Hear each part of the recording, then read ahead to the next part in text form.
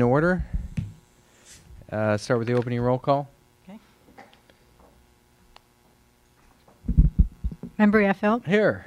Member Ash? Here. Soon to be Member Pats? Here. All right, let's go to the Pledge of Allegiance, and then we are going to appoint our, we've already appointed, we're going to swear in our new board member so that we can have a quorum. Pledge allegiance to the flag of the United States of America and to the republic for which it stands, one nation under God, indivisible, with a liberty and justice for all. I skipped the end of God part.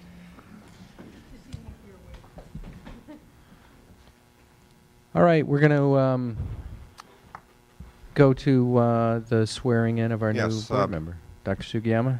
Vice President Affelt and Member Kent, it's a privilege this evening to be able to seat our new board member. He was appointed at the previous meeting, and we at that time indicated that we would do the swearing in this evening. So welcome, Dr. Pats.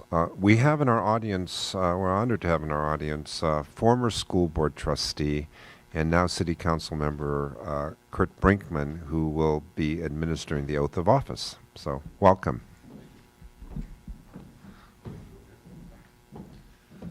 That'll work.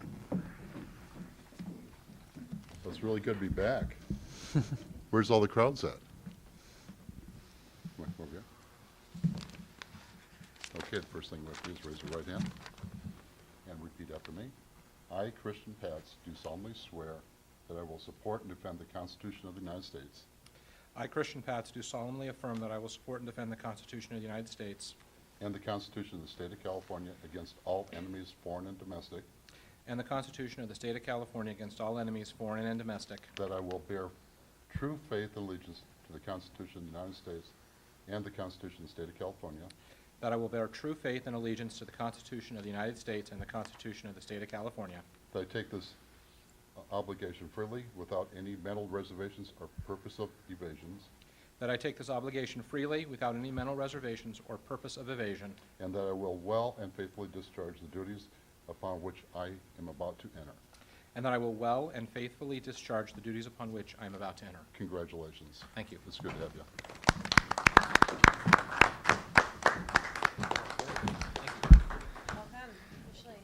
Welcome, Dr. Pats, and again, thank you, Council Member Brinkman, for doing the honors this evening.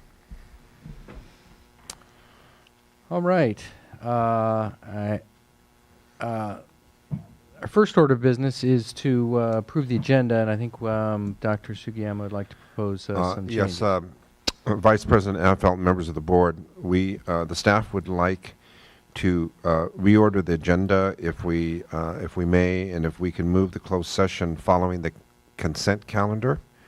We would appreciate that adjustment. We have some people that will be in closed session that we'd like to get in and out of here. We understand the sensitivity of people from the public who would like to comment. We'll try to make the closed session as brief as possible.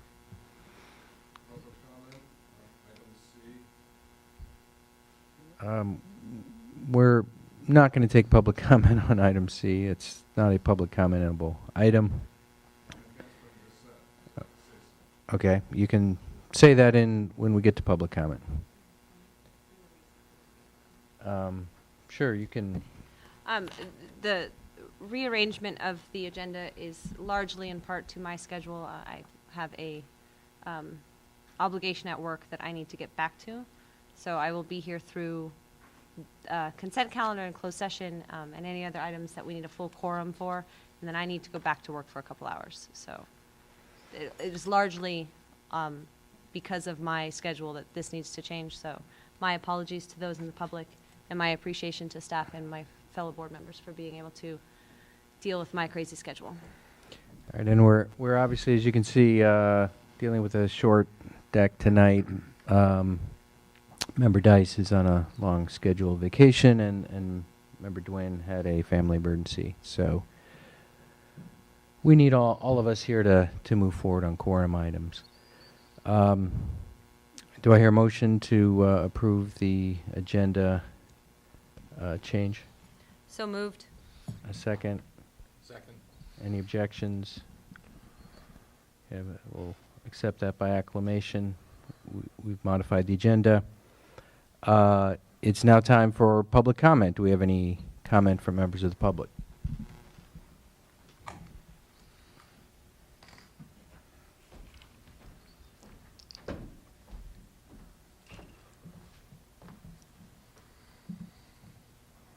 Well, if you wanted to chase members of the public and parents out of here, a good way to do it, it's been shown, is to put the executive session at the beginning of a meeting.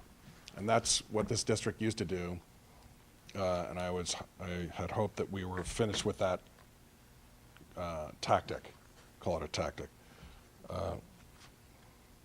So I think you're ill-advised to do that. Tonight's not many people here, but I can't stay, so I'm not going to be able to comment on the other items I wanted to comment on. So it's going to effectively chase me out of here. I want to start by welcoming Mr. Christian Patz to the school board, and I just wanted to say publicly, I don't engage in use of the honorifics for public servants. I think it's a bad idea. So I refer to Dr. Sugiyama as Mr. Sugiyama in this room, and I understand you are a PhD, but I'm going to refer to you as Mr. Patz because I think it puts the authorities, in this case would be the school board and the administration, at a remove, and it's unnecessary. I think at least it gives impression that you're less accessible. And I don't think we should be doing that. So from now on, from me, you're going to get Mr. Patz and, of course, Mr. Sugiyama. That's the way I've always done it. So there's not, it's nothing against you personally. It's just I've never referred to anybody here, either at City Hall or here at the school district, as doctor. I just don't do it. I only have a few minutes here, or a few seconds, but I wanted to speak to Mr. Patz about the history of the school district here and welcoming you here. The board has a history of sort of bad interaction with parents and teachers, for that matter. And I'm not sure how much you know, but in the coming months, I'll start bringing you up to speed at these public comment sections. But suffice it to say for this, at this point right now, there's a bad history, especially relations with the teachers, and I'm hoping that your appointment here to the body is going to affect a change, because I think that we should. You have a minute. Thank you. I think we should be placing teachers. Teachers should be your job. I see should be to support our teachers, and make sure our teachers are supplied with what they need and supported, and insofar that you can support them. And I see that as the administration's job and as the school board's job is to support the teachers, because they're the ones doing the actual work. They're the ones in the trenches, and I just see that everything else is just there to in an effort to support.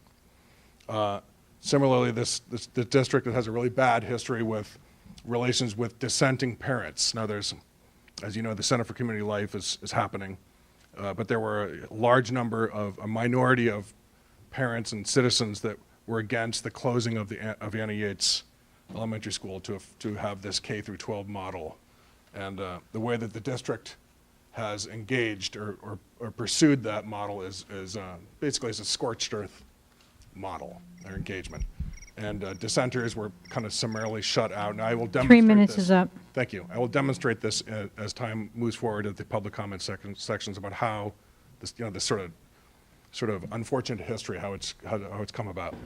But thank you and welcome to the Emery Unified School District. Thank you. Okay, any other public comment? Council Member Brinkman. Yes, I have to tell you, I enjoyed my 6 years here being on the school board, and there's some real challenges here, but it's really one of working with the community and working with the students of West Oakland, because 40% of the children that go to school here are from West Oakland. So it takes a lot of passion, it takes a lot of work, and I know based upon your record, you have what it's going to take to do a good job here. There's going to be exciting times in this little city. The Center for Community Life, once it's built, it's going to be remarkable for what it can do and for the message it sends to the parents and for the students here. So I want to wish you the very best of luck. If I can help in any way in your job, or if you have any questions, feel free to contact me. Thank you very much, and appreciate everybody. Thank you for that offer, and thank you for coming tonight to swear in our new candidate. Any other members of the public who wish to comment? Okay, seeing none, that concludes our public comment. We will proceed to the next item, which is the consent calendar. Yes, Vice President Affelt, members of the board, prior to the board taking action on the consent calendar, staff would like item number 5 on the consent calendar pulled and acted upon separately. The declaration is something that needs to be taken up as a separate item by the board. So if we can remove it from consent and for the board to take a roll call vote on that item separate from the other items on the consent calendar, the staff would appreciate that. Okay, do I hear a motion to, is your recommendation to put it on the regular agenda at the next board meeting then? Is that part of what we should? Well, be I moving? think for the purpose of this evening, if you can pull that item and act upon it, and we will affirm with the county that that is acceptable to them. If not, we will then have to bring it back again. I see. So, Okay, so Ms. Harrell, our HR director, has indicated that that is acceptable to the county. mm. So it's, we're considering it independently. Yes, that's correct. If the yeah. board can take a separate roll call vote on that item. It's not unusual for districts at this time of year to ask the boards to adopt this declaration in anticipation that there'll be positions we'll need to fill that will be hard to fill positions. Let's first. I'd like to address it last among the various items that are currently listed on the consent item calendar. But let's first just remove it from the consent calendar. Do I have a motion to do so? So I move that we pull item 6. Item 5. 5, I'm sorry, item 5. I'll second. Okay. Any objections? None. Okay. So, any other items that anyone would like to pull from the consent calendar? I'd like to pull 2 and 4 and 6 as well. Any others? With 1 and 3, no. Okay. You okay with 1 and 3? All right. So, well, I can just. So why don't we move on? You want to move on? Yeah, I move to approve 1 and 3. I'll second. Okay. Move on to item 2. Yeah. Ms. Tamery, you want to take a roll call on items 1 and 3?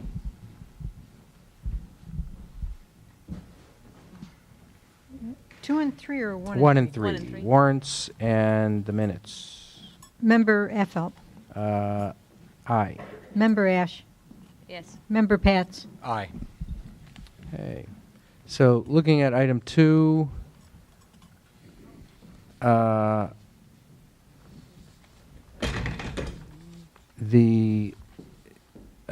my recollection, we did measure AA after the 2 closed session report outs and before the appointment of the superintendent, not where it's currently reflected. Can you repeat that, please? Yeah, I mean, my minutes are not downloading, but item AA, the measure AA discussion, we did after the 2 closed session report outs and before the appointment of the superintendent, who is not yet here. Correct. So I would move to adopt the minutes item 2 with that amendment. I'll second. All in favor? Aye. Okay. On the personnel actions, Yes, Vice President Affelt, members of the board. yeah. On the personal action document, we need to ask you to approve it with amendment to a revision to that. There is, or there appears on the personal action document, a action to approve the appointment of the principal of Anna Yates Elementary. Unfortunately, the candidate has withdrawn her acceptance of the position, so it would be appropriate for the board to adopt the personnel actions with the revision to it eliminating that appointment. Yeah, I also had a question before we move that item, was if you could give us any update on the status of posting for the IT position? Yes, Ms. Sorrell could The speak to position that. was reposted today on our website with EdJoin and with EdCal print and online.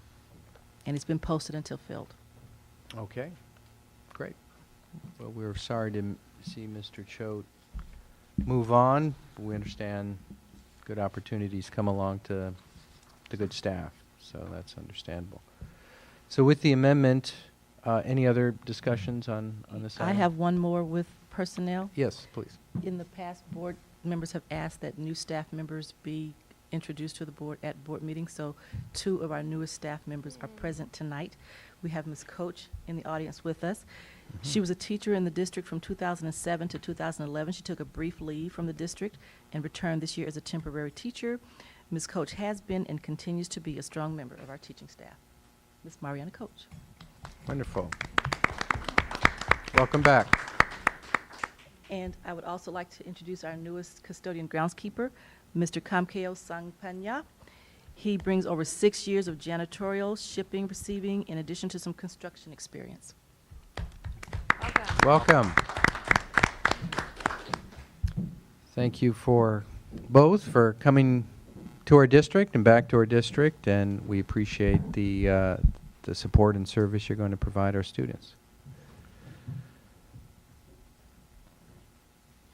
So with the amendment that we will not be approving the appointment of a principal at Annie Yates at this point, I would move that we adopt the personnel actions as proposed.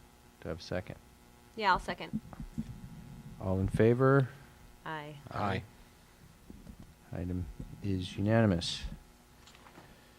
I'm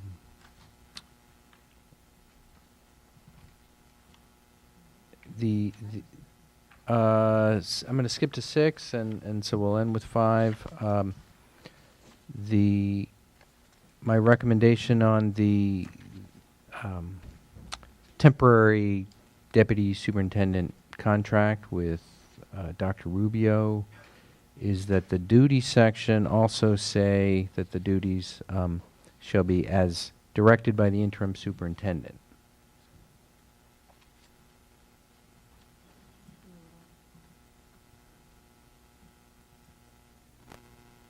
Mr. Pats, does that sound acceptable to you?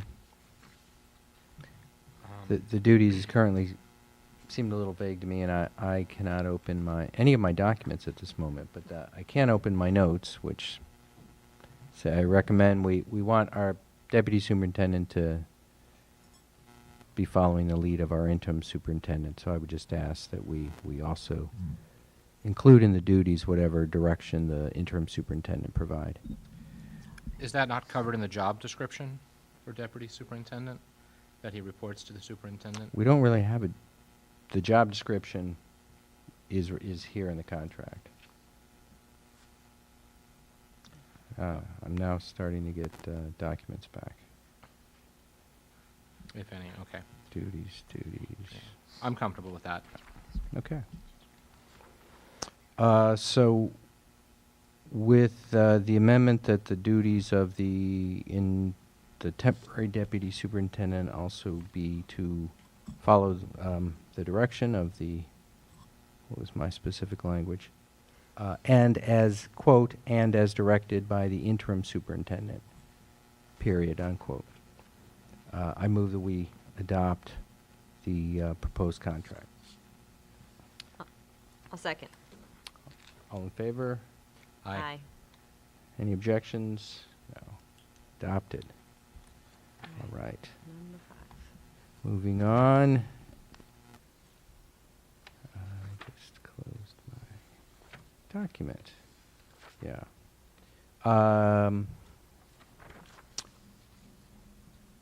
So Ms. Harrell, do you want to present? We're on to the declaration of need for highly qualified personnel.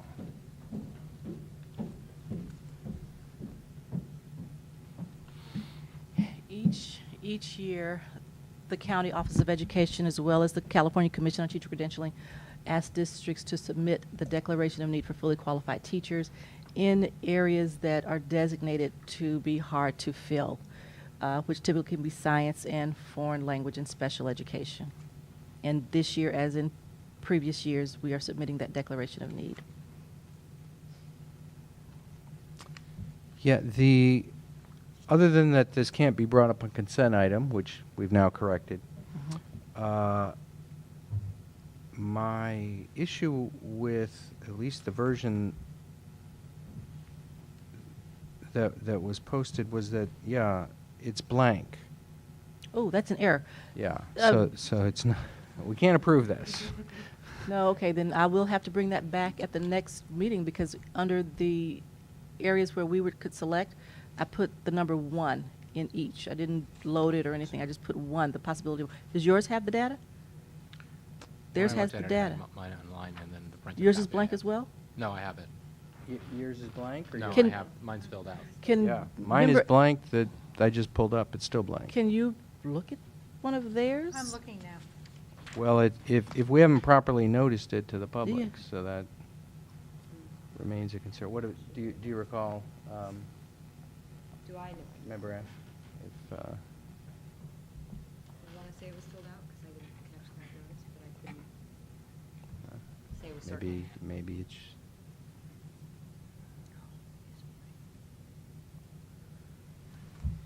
It's not there? It's blank. Yes, on the agenda online, it is blank. My copy shows it in here, but nonetheless, I think to appropriately address this item, we should bring it back to the board, and we'll agendize it June under 11th? discussion action okay. on June 11th. Thank you. I don't know Oh. what happened. Yeah. It's a okay. glitch. Wh- So some people Online? have it, some people don't, apparently. Did you do the, Hmm. I've never had that experience in two years, but maybe that's it. Correct. Hmm. So we can bring it back, but if this But- happens again. Yeah. But it's on the one that Mr. Bonet has, so, Let's bring it back. okay. It's easy enough, but it's good to know that the numbers you're proposing, when you do bring it back, will be 1 in each of the designated areas, 1 clad. Just one, yeah. EL, emergency authorization, 1 bilingual, 1 Resource specialist. resource specialist, and teacher librarian. What about the, And we won't have one in Limited every field. assignment We won't have permits. one in teacher librarian. We Right. don't even anticipate a need there. okay, so not necessarily 1 in every. Correct. What about the limited assignment permits? We would put 1 there. Okay. And interns? I would Are put we- 1 there. We don't anticipate it, but just as that insurance, I would put 1, no more than Okay. 1. Okay. Well, we look forward to Sing it addressing it at the next board meeting. everywhere, okay. Yeah. Okay. And I will let you know ahead of time if I see that again. I'm sorry, you said on the interns you were going to say yes because you have it checked no.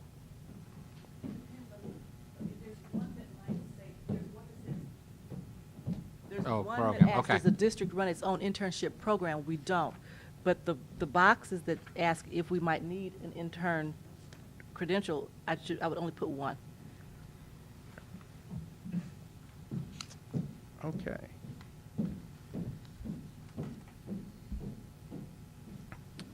So I think we've dealt with all of the the items on the consent calendar. Let me just see if there's generally any, on the items that we moved, any public comment on any of the items that were pulled off the consent calendar. No. Okay, let's go to reports. Do we have a report from CSEA?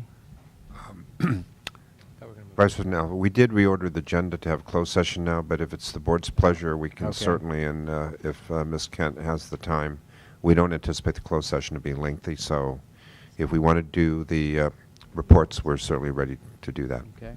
Does that work? Okay. CSEA.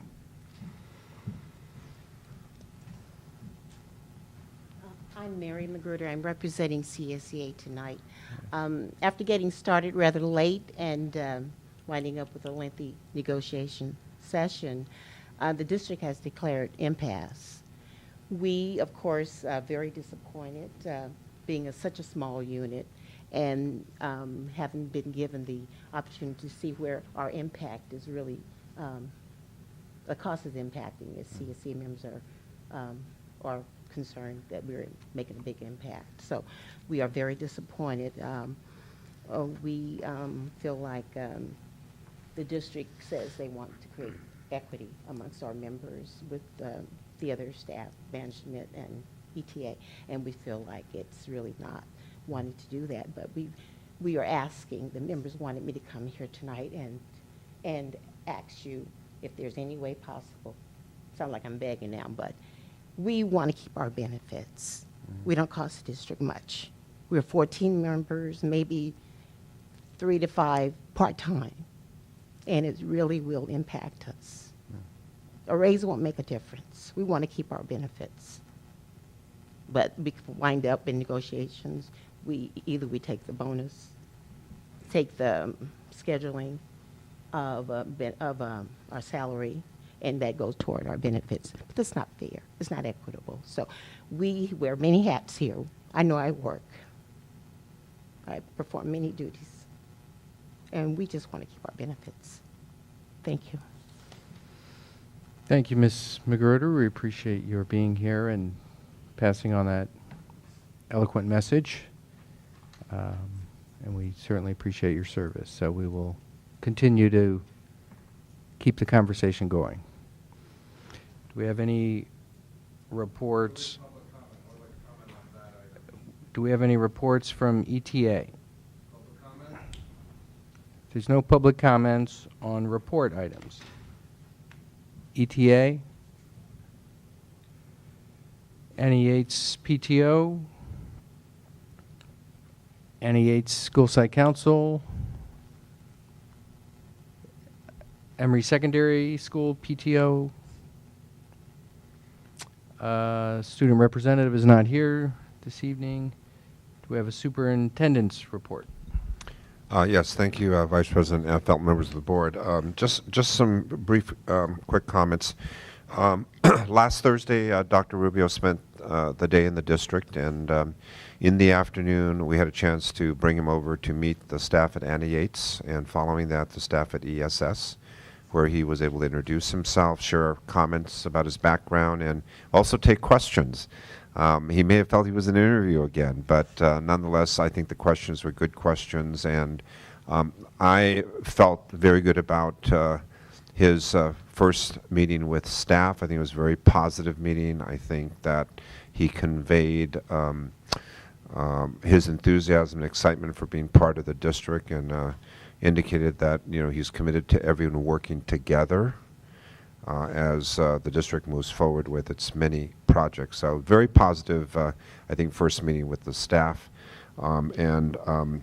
As he begins to, as he arrives here next week on a regular basis, we are looking at other opportunities for him to meet with other members of the community and other staff as well. So very, really excellent first day.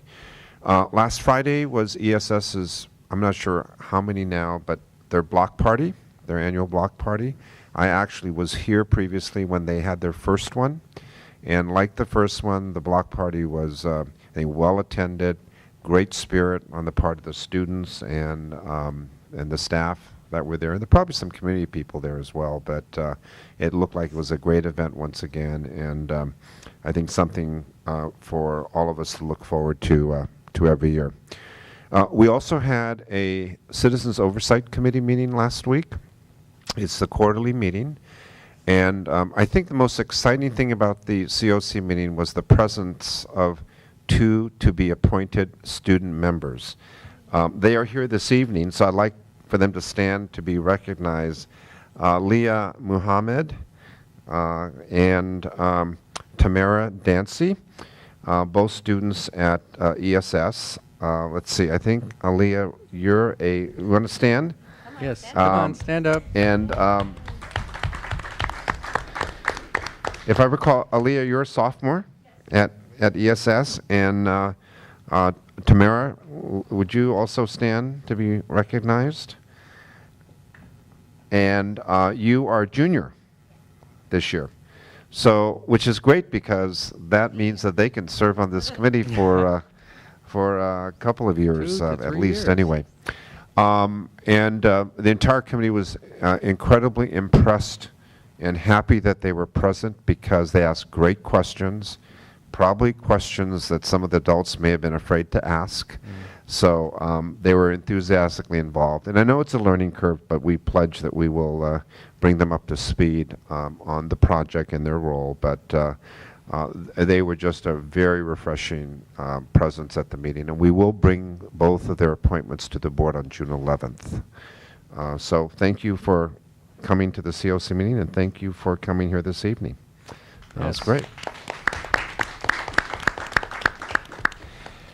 Thank you. And lastly, I just want to mention that this last week we had a team of educators, staff from the Merced City School District that contacted Dr. Steele, our Director of Special Education. They wanted to come and spend a half day to visit the Anna Yates Learning Center program and learn about the collaborative teaching model that is in place there.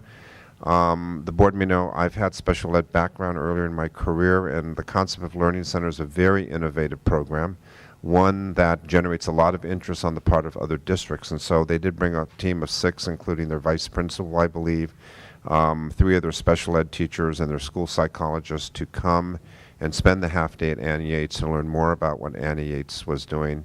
This could be the first of a number of visits from folks from other school districts that are interested in what we're doing with this model. So I think our special ed department and the staff at Anna Yates are doing a great job in the implementation of this program. So very positive news there, and that concludes my report for this evening. Thank you.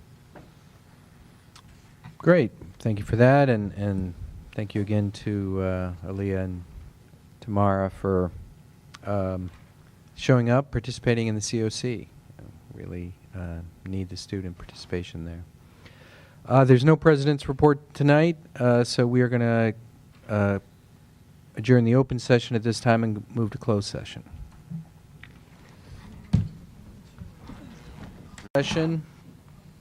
Report out from the closed session is that the in closed session, by a vote of 3-0 with 0 abstentions, the board took action to dismiss classified employee ID number 210 from employment effective May 28, 2014.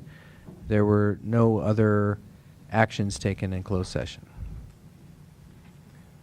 And Ms. Ash, I think you have to depart. Yeah, I'm just going to apologize again to everyone that I have to run back to work. So, thank you, and my apologies. Thank you for staying with us. Yeah. And thank the members of the public as well for hanging in there. Thanks. We're now going to move on to discussion action items, and our first 2 items are related: the joint occupancy agreement with the City of Emeryville for the ECCL project, a second reading, and the main construction contract for the ECCL project, also second reading. Yes, so Vice President Affelt and Dr. Patz, the staff is requesting that the board pull item K1, the joint occupancy agreement, and item K2, the main construction contract for the ECCL project. The reason we're asking for you to pull it is that we have not received as yet, although we're expecting shortly, the final drawings out of the Department of the State Architect, and we actually cannot legally enter into contract until we have those final drawings. So we'll bring those items back to you in the near future. Also asking that you pull item K4, which was the study session scheduled for budget adoption. Staff is not quite ready to present that. In the alternative, I would like to recommend that the day after the June 11th regular board meeting on June 12th, which is a Thursday, somewhere around 5 o'clock, there is actually an end-of-the-year picnic or barbecue that is being planned for all employees in the community. That will go approximately from 3:30 to 5 p.m. So the board could meet shortly after that, say maybe 5:30, in that we conduct a special board meeting to review both the budget, the tentative budget, as well as the second reading of the LCAP. We want to make sure that there's sufficient time to review both those items. As the board is aware, toward the end of the year, board agendas get heavily impacted with end-of-year type items, and because those two items are important, we want to make sure there's sufficient time for the board to review those. And so Ms. Tamery will check with board members regarding their availability for June 12th. So we're asking that item K4 also be pulled from the agenda. Okay. Any objections? No objections. All right. No objections here. If we need a formal motion, I move. Do you second? I second. We had a quorum at the start of the meeting, so a majority passes. We'll remove those items from tonight's agenda. I like the idea of a June 12th board meeting, special board meeting, because as I've told you, Superintendent, I will be out in Washington, D.C. On June 11th, actually talking about presenting on a panel on California's experiment with LCFF at a conference the AFT is helping to organize. So that's a good opportunity, but I think that the 12th, if we can pull that together and talk about the budget then and focus on that, that'd be a great development. So I'm available. Ms. Tamery, you don't have to contact me. I'm available as well. Great. So that leaves us with our remaining discussion action item tonight, the Local Control Accountability Plan, first reading. And Ms. Allen, you're up. As Ms. Allen's approaching the podium, I also wanted to share with the board that Alameda County Office of Education, which is the agency that needs to approve our LCAP, has graciously offered to read drafts of the plan and give districts feedback. They can't accommodate all of the 18 districts, 17, 18 districts in Alameda County, but we were able to sign up, and so Dr. Rubio, Ms. Allen, and I will be going to the county office at 10:45 on Friday, in which they will have a staff person on the program side and a staff person on the business side read our plan and give us feedback on it. So I just want to make sure the board was aware of that, because I think that will be very helpful. And so with that, Ms. Allen. Good evening. So I will just, today we'll be reading from the draft, so there's not a PowerPoint presentation to accompany this. So pages 1 through 2 just basically give direction and explanation of the LCAP. And tonight I'll focus a lot on the section with services and actions, section 2 and 3. So we have pages 1 and 2, which are basically the directions, and they give explanation of the LCAP. And then pages 3 through 6 give explanation of stakeholder engagement. And so for the most part, this will still need to be updated to include some of the recent meetings that occurred. as well as shifting some of the dates here. So as I go through each section, what I'll ask the two board members, are there questions about it versus reading through the whole plan and then asking for questions at the end. So are there any questions in section 1? Yeah. Section 1. I did have some questions. Did you have any questions? No, I'm good. Catching up. Let me find my questions.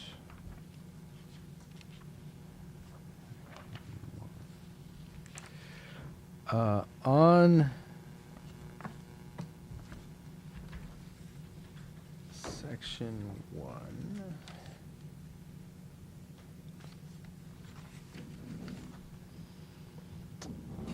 on page 6, Okay.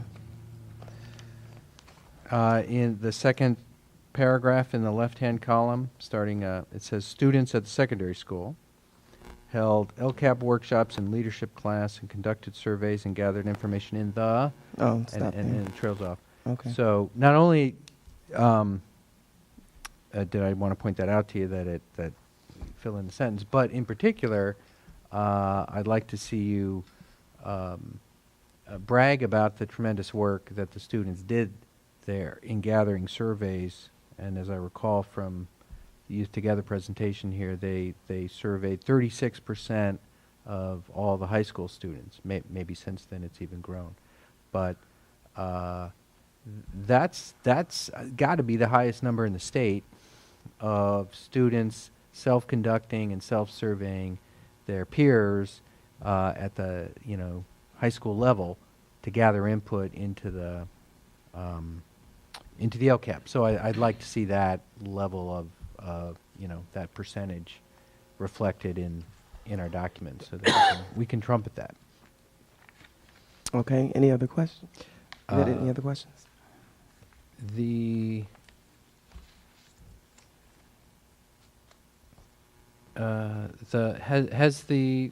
You mentioned already, one of my questions was the meeting seemed to end in March, and you've been conducting other meetings, and you're going to update this? That is correct. Yeah, so the next version will see more in there about what's been going on since March with respect to the community engagement and teachers engagement. Well, in basically, that's correct. You'll see the updates. Yeah. Are there particular highlights of what's been going on since then? And so I'm curious to know what, if anything, additionally we've gathered input from teachers and students and the PAC, the Parent Advisory Council. So that'll have the update about the meetings I've had with Parent Advisory Council, DLAC, students, and Common Core Steering Committees. Those are the 4. Okay. The Common Core Steering Committee are the teachers that are Yes. come together around the Common Core. Great.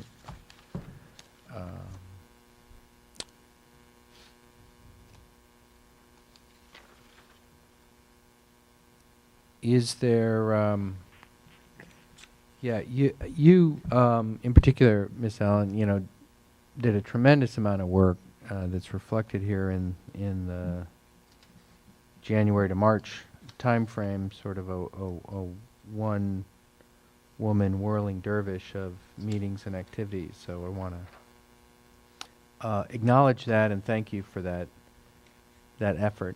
Mm-hmm. Are there, and I guess just kind of going forward in the future, want to think about ways that or ask you if you think there are ways to involve more staff, more parents, more students in the engagement, so that it's not all falling on one person's shoulders at the district office, even though there, probably will continue to be that expectation at some level, but how we can share and broaden the workload. Well, the other ideas are just thinking about how to engage, particularly Annie Yates parents, because they didn't have a functioning PTO, so a lot of the information was dependent on the parents who represented Annie Yates and the parent on the advisory council, as well as what came from the school site council. So I think that'll be included as well, because another part in terms of attending the LCAP workshops is that it's okay to state what you would like to see more of and include. And at the end, there was also we have a parent who represents who has grandchildren with special needs, and also as the advisory council, we talked about how can we have more parents of special needs students be involved in the LCAP, so they won't feel like they're left out. And so, and I'll have some recommendations in the other section that came up from those conversations. Okay, great. How many parent advisory council meetings have you had? We've had to just have about 3. We actually have done a lot of work. Yeah. Because it is in there, it's a group that's very engaged. And for the 2 parents who are from DLAC, I've had to meet with them separately, and with the help of Ms. Miller, have gotten feedback from them as well, because they can't make it during the time that we have. And so hopefully I'm hoping that same group will be the group that will continue next year, because I really believe that a lot of them bring a lot of expertise, and they're very thoughtful in terms of their contribution to the conversation. And now you help to train them for going forward too. Hopefully. Any other questions in section 1? Yeah. Let's see.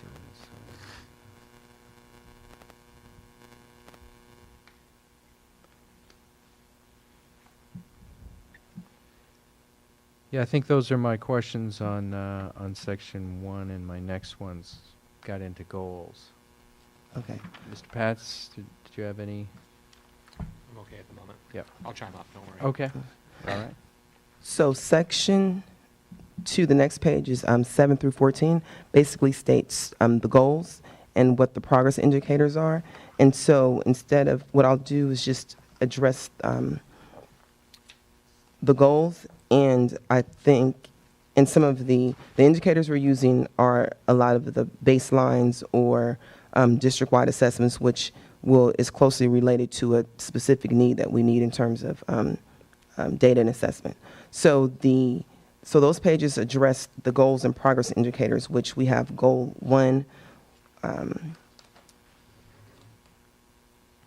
which is to strengthen, all students are provided with high quality instruction to meet the new California Common Core state standards and improve yearly academic performance, graduation rates, and post-secondary acceptance rates. And so the language that you see in terms of high quality instruction includes, this is the exact language that have come from various stakeholders as they define what this goal means to them. And so part of the process with stakeholders was just to introduce and explain what LCFF and LCAP, what that process is, and what the actual content entails. And the next part was to use the long list that they had and kind of categorize it. And so as they defined what it meant to them, this language directly comes from them. And so what you see in column 1 is to strengthen the instructional needs of students, we need to, and then you'll see a list of A through C, I believe, to do that. And then we also have the areas in terms of what defines that goal. So any questions about that particular goal? And I think through some of this looks like it's cut off, but any Yeah, questions so about the particular goal? that's my first question, is at least on the first goal, I don't think it's the case on goals 2 and 3, but I'm not positive. But on the first goal, it does seem cut off, because even looking at the 3rd and 4th column, they refer to goals going from A to G, J to K. So it at least goes to K, but it stops at And I C. think, and I don't know if this is an issue of converting it to PDF, which I believe that is the case. Yeah. And so when it was converted in this manner. But there's steps A through K in terms of what we need. Yeah, and professional development is cut off, in the second column. So it seems to go on, and I guess, I don't know, can you post that on the website or update this or email it to the board members? I so can. We kind of, Mhm. but also make it available to the public so that we can kind of see Yes. direction you're going in. Mhm. Um, And unfortunately, I have the PDF version in my hand. So it wasn't, I think it was the issue of the conversion, and that's where items were cut off. Yep. In general, I guess I had some general comments and specific comments. Of goal one? On the goals. Okay. And So I'll just go through the goals, and then you can comment on any of them in any particular order. well, Or did you want to start? Maybe I'll make my general comments. Okay. And then I'll save the specific ones till you're Okay. going through them specifically. But a general comment is that the LCAP is supposed to, and I think there's been some conflicting evidence, but I think or advice, but I think the best advice from the state board and at West Ed is that the LCAP is supposed to capture nearly all of the district's LCFF dollars and how we're spending it. And that there might be a few things like post-employment retirement benefits that you're spending LCFF dollars on that you wouldn't capture in an LCAP, but it should describe the breadth of the program, including the base, supplemental, concentration. And I didn't get, from kind of looking at, this is where goals relates to the specific actions, expenditure section 3, it didn't seem that we were covering the breadth of our entire program in describing all of it. I think some of these goals must be, because they're quite broad. I mean, strengthening our academic instructional needs and K-8 and 9-12, we must be. But I don't think we somehow, after setting that goal kind of in the next columns of how we're doing it and what the actions and expenditures are associated with implementing those goals, has fully captured the whole $6.x million of the district budget. So that's one comment. And I discussed this with Dr. Sugiyama, and he said, and I forwarded the advice from West Ed, and you said, don't expect it in this version, that'll be in the next round. But I did want to state that. The other kind of general comment is that I think we need to spell out specifically the sub-goals or the sub-priority areas that are in each of the 8 state priority areas. So, and we did, for example, it seems like we've addressed instructional materials for all students, which is one of the sub-goals. I think we're very close to addressing properly assigned and fully credentialed teachers for all our students. I don't think we've addressed good repair. I don't see that addressed. Or some of the other, in the school climate, there's sub-goals that are in the statute around graduation rates, suspension expulsion rates, some very specific. If it's not there, it is, and that's because the PDF cut it off. So Okay. so the facilities are included like in K or something like that, and it's just stating in good condition. And the reason you don't necessarily see the facilities didn't come out the first time, because that wasn't the main group that had the concern about facilities, I think, were students. And so it was based on situations being in the building that we're in that we can't do anything about. So for the most part, because it belongs to Oakland Unified School District. So that, however, in general, it has been addressed in terms of some of the other action items, particularly in athletics, et cetera. So that was addressed, as well as, what was the other one you stated? I just believe it was cut off. Suspension, expulsion. That was stated as well. So some of those are part of goal 1. Mhm. And well, I didn't. So I don't know if part of in section 3, the specific actions that tie back to goal 1 got cut off, but I didn't see metrics.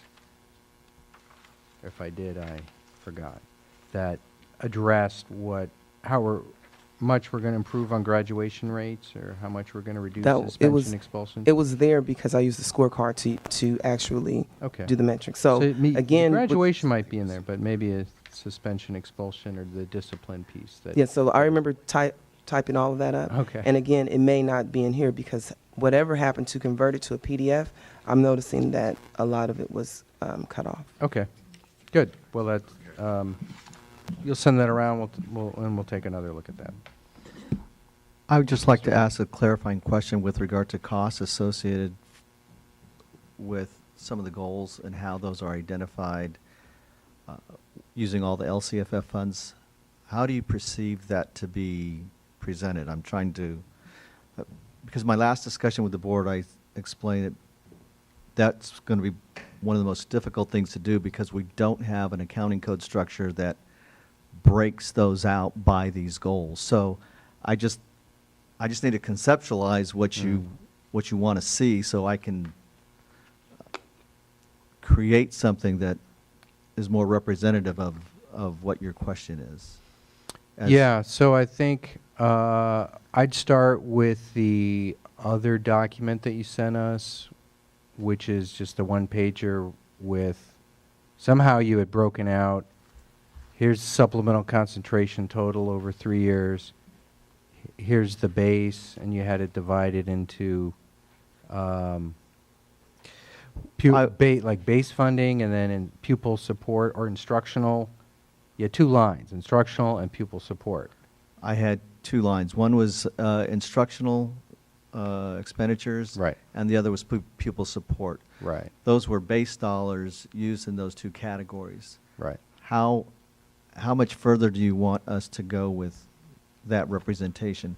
I can pull out items with regard to facilities, and I can pull out other items, but I just want to know how deep in the weeds you want to go with identifying I guess I don't cost. I don't want super deep, because then it becomes really lengthy and hard to read. And you are using some judgment, obviously, but we should somehow show how it's cut up in a rational way that makes sense. I think a lot of the dollars, right, 80-85% are going to be our personnel.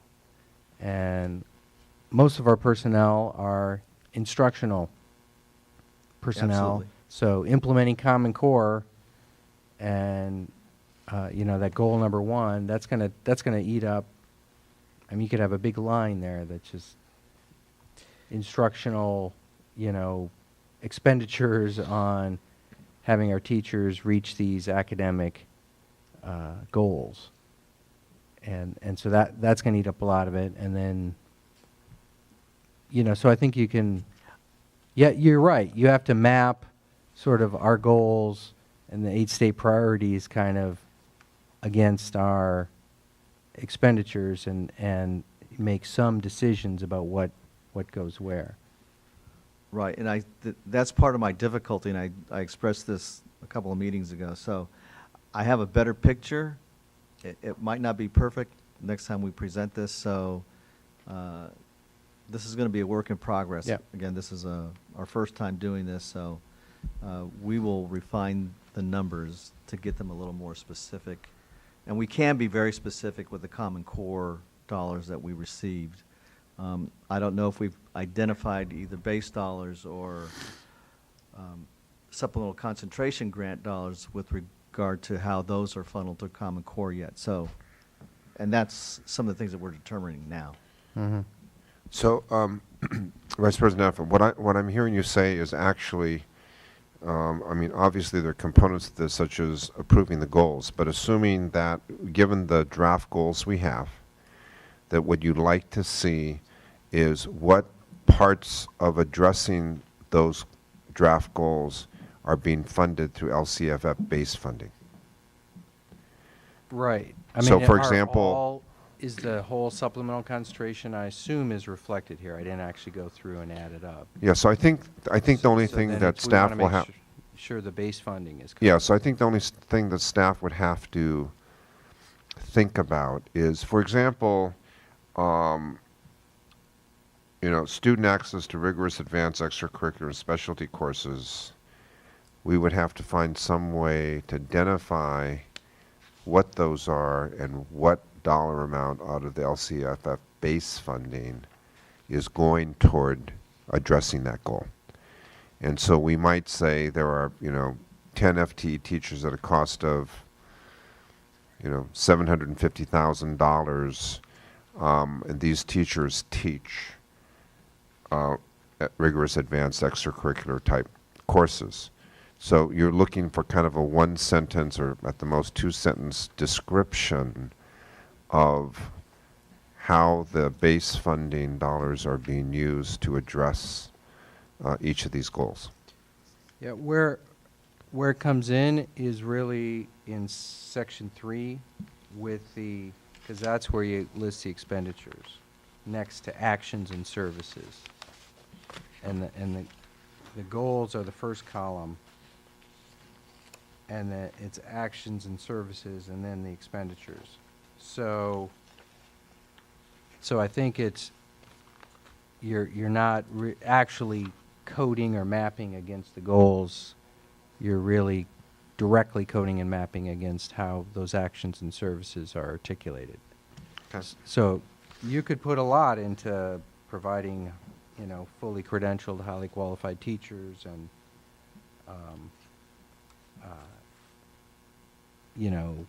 sufficient instructional materials and good repair that could capture a good portion of our district dollars. And then, as you did, on these more specific things about providing a full-time technology teacher, I think that's quite helpful to have that at that level of specificity and dollar amount.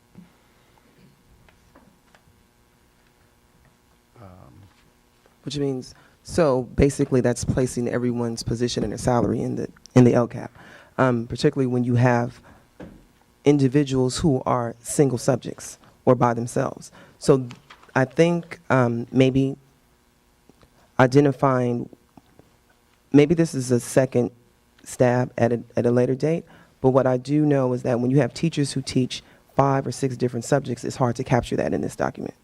And so, and I don't know if that's what you're stating.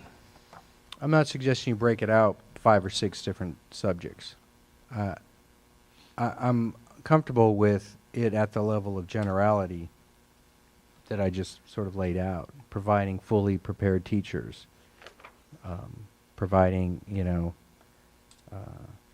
if we have a separate sort of action that is providing pupil supports in terms of resource teachers or special ed teachers or counselors, or those can be different lines, but you could have a very large number in one line. LA Unified has 96 million in one line item. I think that's too big. It sort of says that's just too big a district. But, So what you're stating is separate teachers. So how many of them are special ed? How many maybe are high school? How many? Is that what you're suggesting? If that I don't want to write it. I want to respect how you've organized it. So I think yes, map it against the goals you've set and the actions, and it might be that you have to add some actions that are quite general, like providing fully prepared credentialed teachers that are properly assigned, professional development on Common Core, if you can cut that out. So in other words, in some instances, to address the goal, it basically will be every teacher's responsibility. So in that instance, when we're talking about all teachers, we're looking at LCFF base funding that represents the cost of all those teachers. In other instances, it's not necessarily all teachers. Right. It may be certain personnel, and of course, in addition to that, non-personnel budget allocations, whether it's professional development or whatever. So I think what staff would need to do is go down through each of these goals and ask ourselves the question, to what extent is this goal being addressed and funded through the LCFF base grant currently? I mean, and maybe I'm missing the point, but that's what is in section 3? Is that what the section you're referring to? Because I know we're on section 2, and so you moved into section 3 because that's where all the... Yeah, they're interrelated, so it is in section 3, but I did not see, $6 million worth of expenditures articulated in section 3. There seems to be mostly, I didn't add it up, but it looked like it was focusing on supplemental concentration expenditures.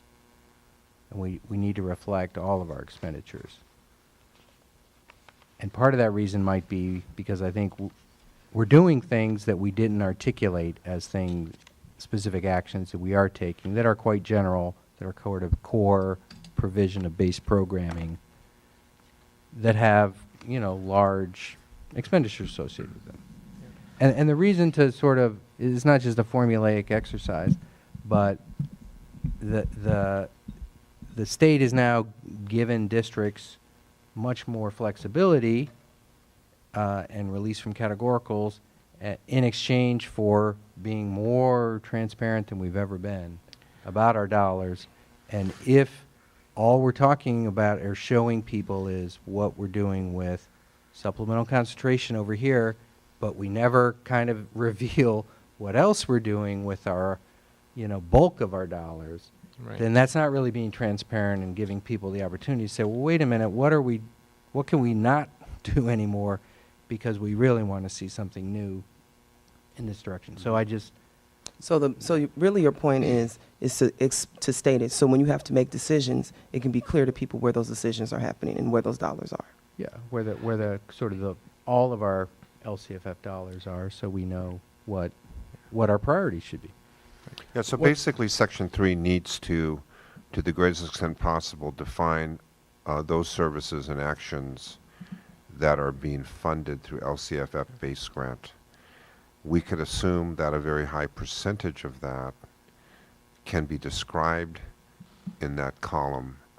But there may be some things the district's doing, and my guess would be a very small percentage of things which aren't necessarily aligned to any of the goals, whether they're kind of fall more in the category of operational kinds of things. But Which is consistent with what the West Ed advice was, that there might be a few things that don't, but but nearly all, to quote them, should be reflected. Yeah, I'll pause there and... Yeah, I mean, when I look at this, what I see is the first 2 line items listed are really going to be the bulk of the funds, and there's just not a dollar amount attached to salaries. It says it's going to be salaries and benefits, and there's just not a dollar amount. And I think that captures a big chunk of where the expenditure and the funds are going to be going. And so I think if you can put some money numbers in there. In Section 3, I think. Yeah, talking about Section 3. Uh, So, yeah, you guys, I'm with you on the jumping between sections. I'm ready for 2, and he's in 3, but Yeah. we'll get there. Okay. So, because I think in every other item, you really do line out, hey, either we don't know yet, it's to be determined, or you put some dollar amounts in there.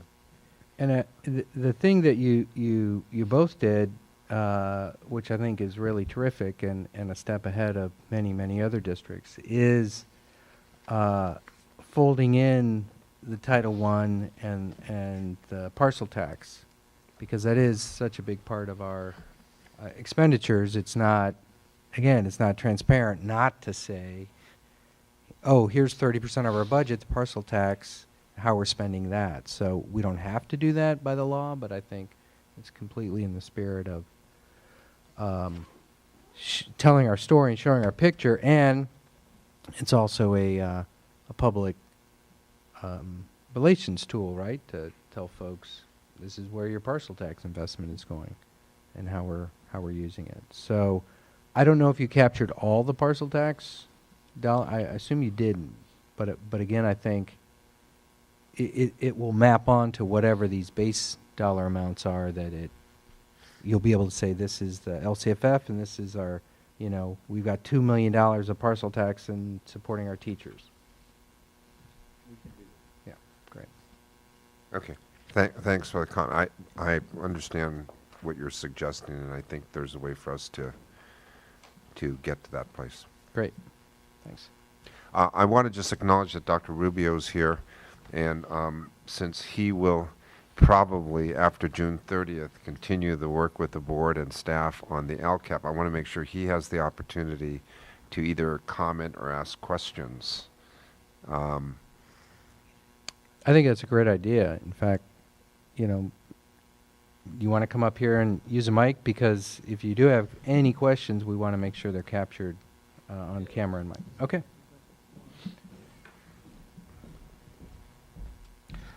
While he comes up, I want to go back to section 2. You mentioned that you're going to meet with some parents and grandparents of students with special needs, but you throw in the second item, accessible to students and teachers, and this is a big thing for me, is I want to make sure the technology and the curriculum we buy has universal design and a lot of the accommodations built in, large print, speech to text, and so as you're revising this, I would like to see that a little bit more clearly illustrated, that as we expend this money on the technology and on the curriculum materials, that's already embedded. Most of them have it, but sometimes people make choices and don't realize that, you know, you buy materials and you don't buy the add-ons that make it accessible to students with unique learning styles. And so just make sure there's some touch on universal design in there, which is things like large print, text-to-speech, speech-to-text, things like that. So, okay. And I know some of it is addressed in the tech plan, and I know as we transition to a new IT person, so I'll do my best, but that's not my area of necessarily expertise, so I'll try to do that before it's time, but I know that's something that we have to address, and hopefully it's more clear, laid out in our tech plan. Thank you. So, before we go to Dr. Rubio, and for folks at home watching, this is, if you weren't watching at our last meeting, Dr. John Rubio, our incoming superintendent, who will be a temporary deputy superintendent for June and begin on July 1st with the district as superintendent. But before you ask your question, I had one more general comment on the goals section in 2, Ms. Allen, and that is that I found I greatly appreciated and valued your trying to capture in the LCAP the community participation and articulation of needs, which is how I understood, and I believe you explained the first goal column to be. Is that right? What page? Are you in a specific I'm in page? goals section, yeah. All the goals, the first section. Okay, so Sort of, you know, goal 1, that A, B, C, those are the Okay. kind of articulation of the community needs and desires that you gathered from. that is correct. Yeah, so I appreciate that, and I do think we ought to capture that. I thought that in essence, having 2 goal columns, a first and then a second goal column, was somewhat confusing, and that sometimes the first goal column was actually more concrete and specific than the second, more general goal column, and that so that was one comment that I thought created some confusion, and that the second comment is that it didn't seem that we were addressing all of the goals that are in that first goal column. And I think we're supposed to be identifying the goals that we are addressing with specific actions and expenditures, and that it was almost unfair to say, here are our goals and what we're going to be working on, and then when you get to like the last section of 3 to say, well, what are we actually doing and how are we going to measure whether we're improving on this goal? There's nothing about you know, some of these very desirable, you know, jobs or internships or Because you specific goals that we've laid out. So there's the goals, but then there's the reality. And so Right. goal 3 is your reality in terms of what specifically you have to make a determination on what you have to spend. So again, in capturing what we need to do, goal 3 states what is the current reality, or what can we possibly do, or what have the stakeholders identified over and over and over. So they so when they did the categorization, which is in section 1, basically there was a template to state what are the needs, what does this mean to us, what do we have that works well, what is it that doesn't, and what is the critical need. So on goal 3 is the critical need from stakeholders. So no, you won't see necessarily everything, not this time around, because goal 3, in my opinion, is the reality that we live in, or the reality that we need to live in. When we say goal 3, do you mean? I mean section 3. I mean section 3, yes. Yeah, the specific action. So I guess how I would suggest for staff to consider is to create an appendix that says, here are all the things that that we're identified and we value but we can't get to, and that we focus specifically on the ones that we have selected and that we are going to be doing actions and spending money on. And I think that is my understanding of the spirit of the LCAP is here's our plan, and our plan is these are the things we rejected, that's in the appendix, and maybe here's why, and we'll get to those, and we'll keep track of those, but that we shouldn't say our goal is to do something that we're not actually moving on.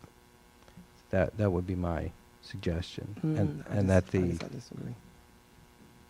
I think we are. So the issue is not that we're not moving on it. The issue is that we've been strategic in terms of the stakeholders stating this is the critical need. So maybe that needs to be explained. So it's not that the goal is not moved on. There's a general goal in order to define what that is.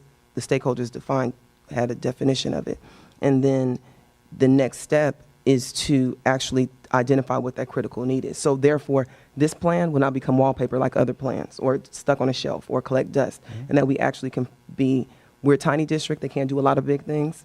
And again, that I took that advice from when we went through WASC, and so it's just to focus the critical need that section 3, that this is what the stakeholders are actually addressing. So it's just a difference of opinion, but I guess when we receive feedback at ACOE, et cetera, and come back with another draft, we can have that discussion. Okay. Dr. Rubio? I just wanted to say first, I can tell this took a lot of time, so thanks. I'm sure you put a lot of time into this. I had one kind of question that's just I'm wondering about it, and actually you don't have to respond to this one. It's just a kind of a thought that I can see that you know in your feedback sessions and your input that you ask people what are their needs, what are the critical needs, and I can see there are at least I guess 7 to 10 staff positions in here. I would suspect, I'm just as I'm glancing through it, but I guess I don't know, and there may not be time in our current timeline for this, but the hard part, it seems to me, for districts is how do you tie this to sort of the direction of the district? And so I don't know to what extent when you got feedback that was possible. Maybe it's hard, and I don't know. So I'm kind of wondering about that. But that's just a comment. The one question I have that just is kind of standing out to me though right now, and I'm sorry I haven't got to look at this and talk to you before tonight, is on page 16. There's some items listed for adoptions for English language arts and math. My experience would tell me that the costs for those kinds of adoptions are 2 to 3 times the amount of money that we have listed here.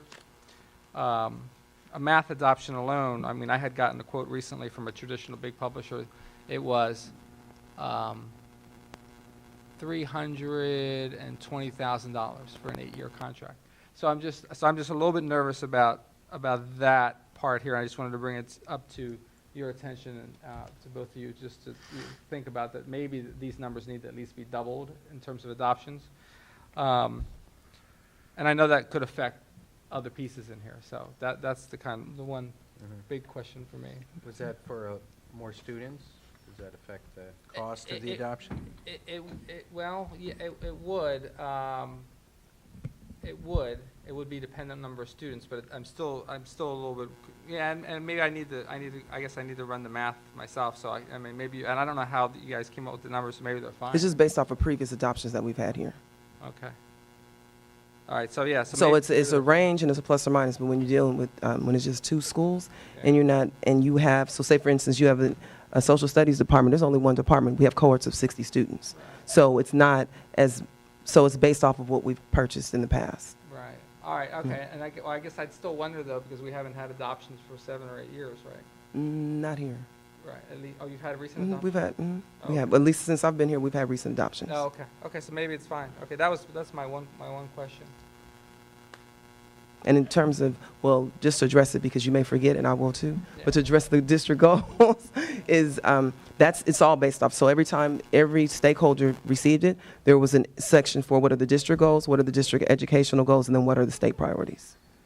So these are directly based off of what the district goals, what they stated back in September or Gotcha. October. I guess I was just wondering when they actually, when you asked, because you had some key questions that sound like, what are the key critical priorities, what are the needs, what are the critical needs? I'm wondering to what extent, I'm just wondering about, because I can see there's a lot of positions in here, and sometimes I think when we ask groups of people like, hey, what do you think the needs are? Well, we need another teacher in this area, and I need another teacher in this area, and I can be this person, we need another teacher here. So I'm just wondering to what extent do people stay focused on sort of the direction of the district? I don't know. And one of the areas that came up is that we need more people based on the bandwidth that we have here in the tiny district. So the larger our goal is, the more that you need to support it. And again, going through the experience of WASC for the third time, it really hit home when he stated, we're a tiny school trying to do big things. Right. So the more things or activities you want to do, your staff becomes one person of 5 people. So if you continue to have those large goals, then you have to address the bandwidth of your staff. But if you scale back on them, and that's where the conversation came from. So just to give you information of how the conversations were, this is what came up. Because the first conversation was just a long laundry list of wants and needs. What's your wish list? And then the next part was, let's talk about it in terms of what the goals are, describe the goal in terms of what it means to you, what are the strengths, what do we currently have, and what is the critical need?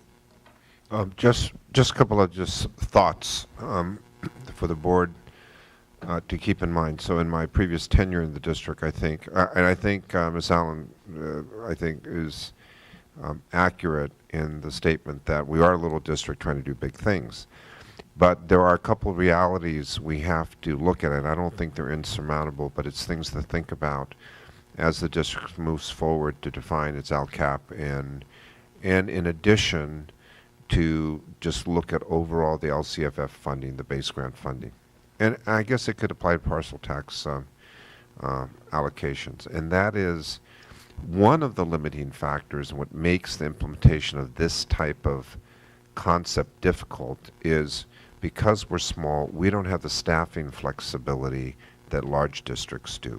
So if you take a high school of 2,000 students, they can take the existing staff based on their credentials, and they can move people around to either develop, implement, address new programs in a much easier way. And what happens in a small district like Emory is if you don't have the people with the right credential authorizations, then immediately you're somewhat handicapped.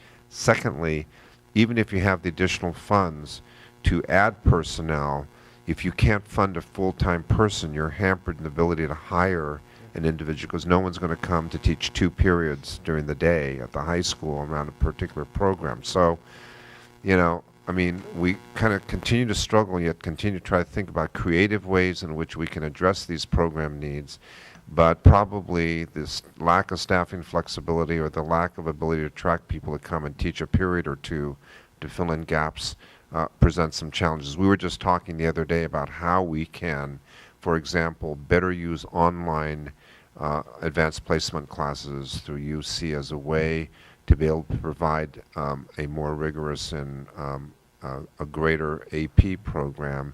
And, that's something that we're going to explore. So I just want to share the comments, but I want to go back and make sure I understand your 2 comments. And that is that I heard you say that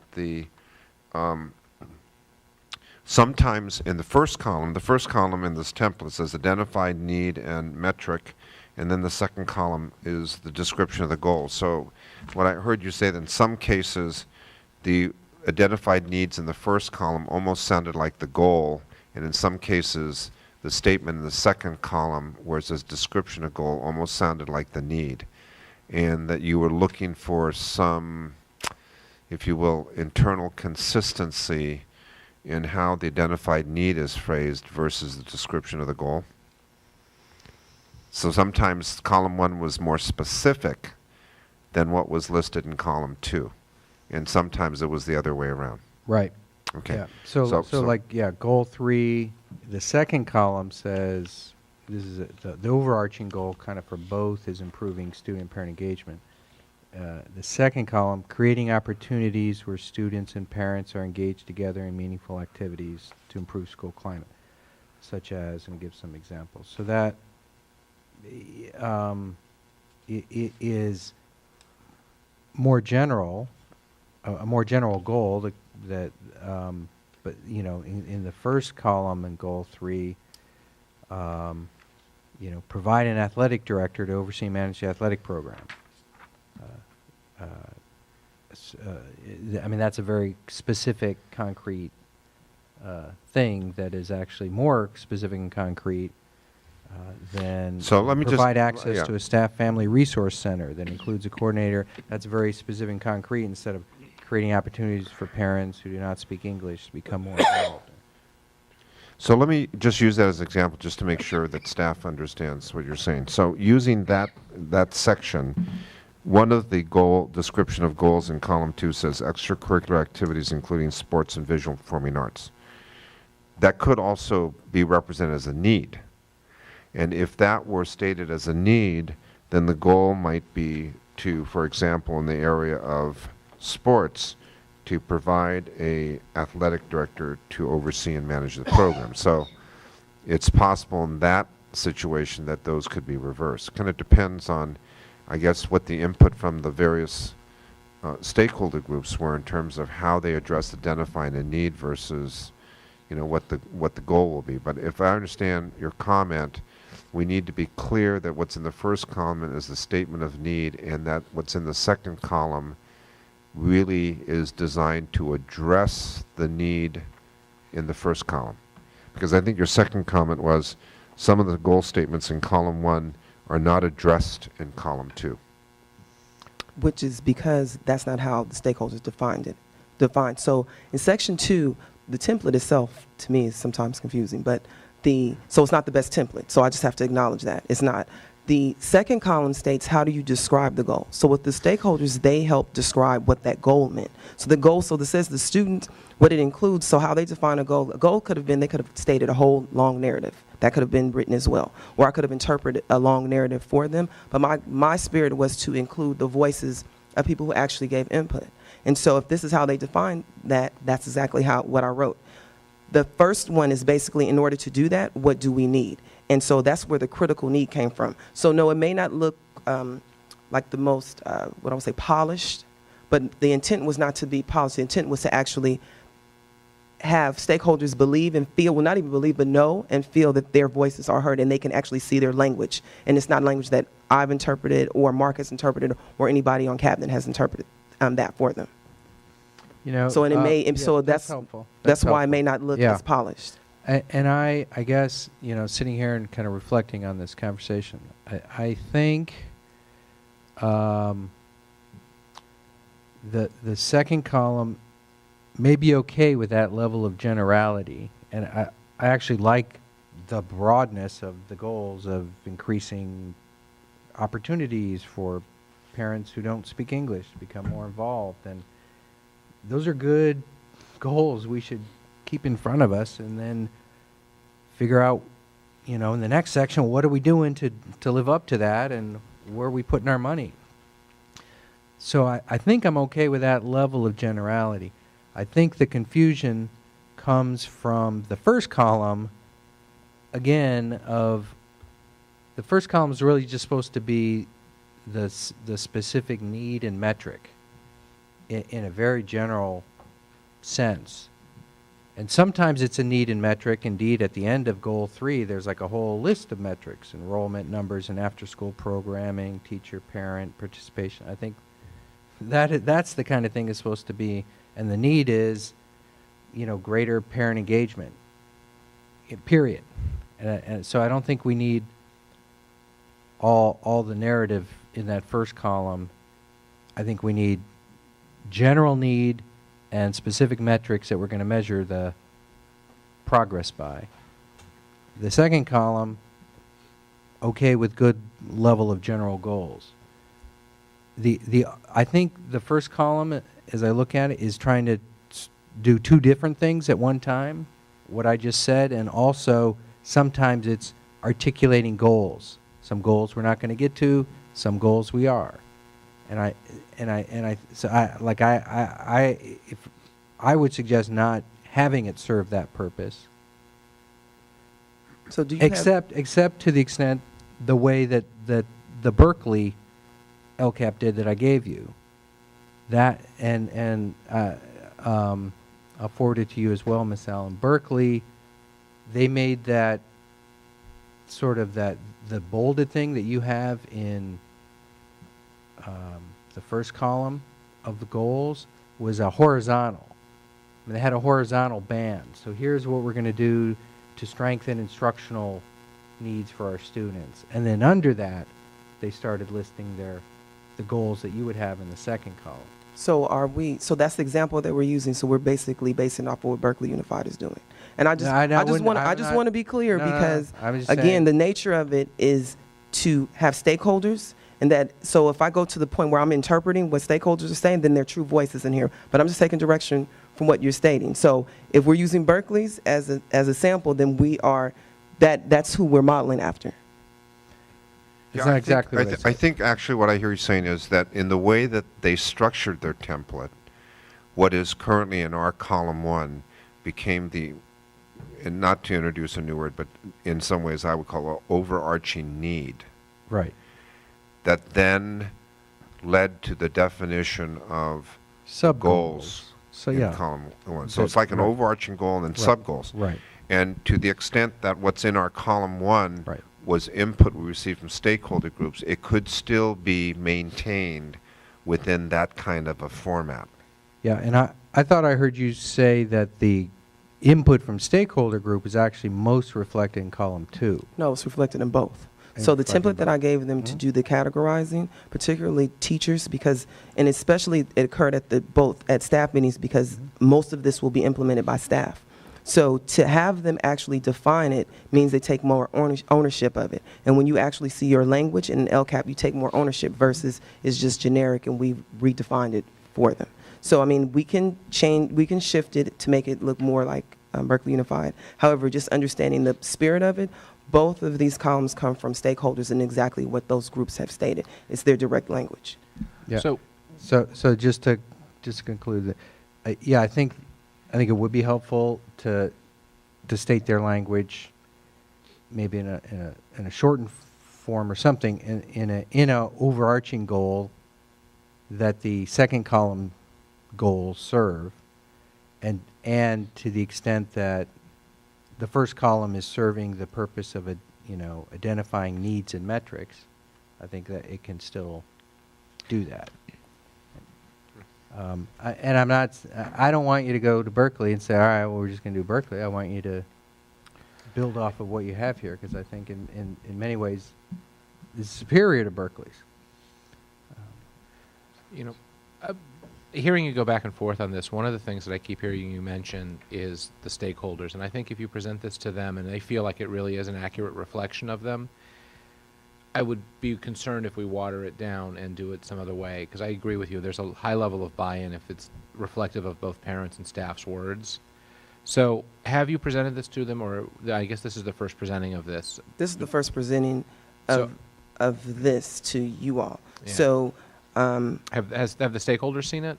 Stakeholders have seen another version. So I didn't do it in the template form, but I did it in a different version. And so it's the same wording that comes from that initial version. And so between now and the next showing, I guess, for me, if you can get some feedback from them on how they're following it and how they feel about how reflective it is of what they've identified, that would be helpful, because I think we want this to be meaningful not just to the board, but I think to everybody involved. And I'm really hearing that's at the core of what you did in the way you're presenting it, is that you really want to use their words, so when they look at it, the stakeholders say, oh, I remember when we talked about that. And so I think that's a really meaningful for me, that would be very meaningful to sort of have, you know, the stakeholders sort of have some buy-in, but also sign off on the final product. Yeah, I think we would have to kind of reformat and restate some of these things in such a way that the stakeholders gave input still recognize it was what they contributed. Yeah. Obviously, it's complicated enough for staff, but it's complicated as much for lay people, lay stakeholders, to differentiate with any degree of accuracy what identified needs and metric statements look like or sound like versus a description of the goal. So when you're soliciting kind of input, as much as you try to define what kinds of statements should fit in those columns, sometimes it's not perfect. And so it looks like what they contributed as identified need probably may be, well, a goal for some other need that's reframed. So I appreciate your comment, because I think we have to find a balance to make sure that the stakeholders, when they see this final document, says, yes, that reflects what our input is. The challenge for staff will be to try to reframe some of the statements in such a way that there's some internal consistency down through each column, but without editing it such that we're eliminating things or concepts that the stakeholders contributed. And I think that's what Ms. Allen is trying to honor. And I think in our school district, little school district as we have, where it's always been a little bit of a challenge to get parents engaged, because even when I was here, that was one of the major focuses of the board, is this process has solicited quite a bit of input. I was able to attend one meeting that was held last week, and I was really pretty impressed with how the 5 people who attended that meeting, how engaged and how knowledgeable they were as they've been through this process, how knowledgeable they were about what this was about. Mm-hmm. So we'll do our best in the next iteration to try to address some of those concerns, and yet at the same time maintain kind of the credibility of this document with the stakeholders who contributed to it. That's great. And I to circle back to one of my prior comments, I think that the first column doesn't serve the purpose or the spirit of the LCAP or our stakeholders well if we're putting in there goals or needs that we aren't addressing with specific actions. If we're not. So I think we should reflect that's an identified goal or need that you identified, but we're not doing anything about it at this point in time. So that's where I suggested it be in an appendix of such identified goals and needs. But if it doesn't line up by at the end of the day in section 3 with a specific action, a specific expenditure, then we're not acting on it at this point. Can I make one more comment? Do I need to press something? Am I on? No, you're on. I wanted to say I'm sorry. You know, I'm still working in my other district, so your numbers look fine. I'm so, half my head is still in my current district. But I do have a question for Mr. Bonnet. Everything I've heard in the last week about the changes from the state and the governor that I think maybe are coming around the state teachers' retirement it seems like it could change a lot of things in terms of the budget outlook. Can you provide a little bit of just information so far? Because I don't know where that's at, but it sounds surprisingly not good all of a sudden. That's a good way to put it.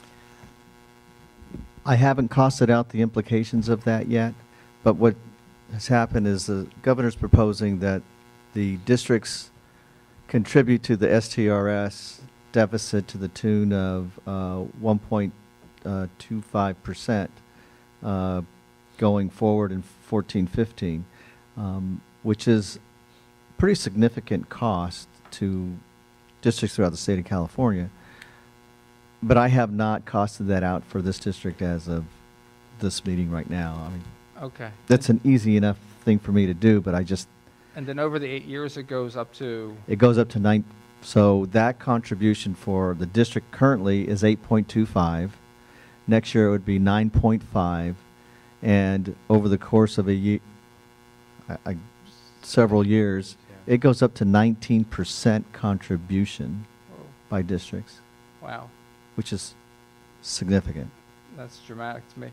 Yeah, so I was just wondering, thanks for the information, because I think it's great that you've gotten these great ideas and these needs that we have. I'm just now suddenly this new information is coming from Sacramento that we gave you this budget and go ahead and plan and let that affect your negotiations, and suddenly, oh, by the way, you're going to be kicking in a whole lot of money for state teachers' retirement, which is important, but suddenly that burden is shifting, I guess, in a bigger way to school districts. So That's correct.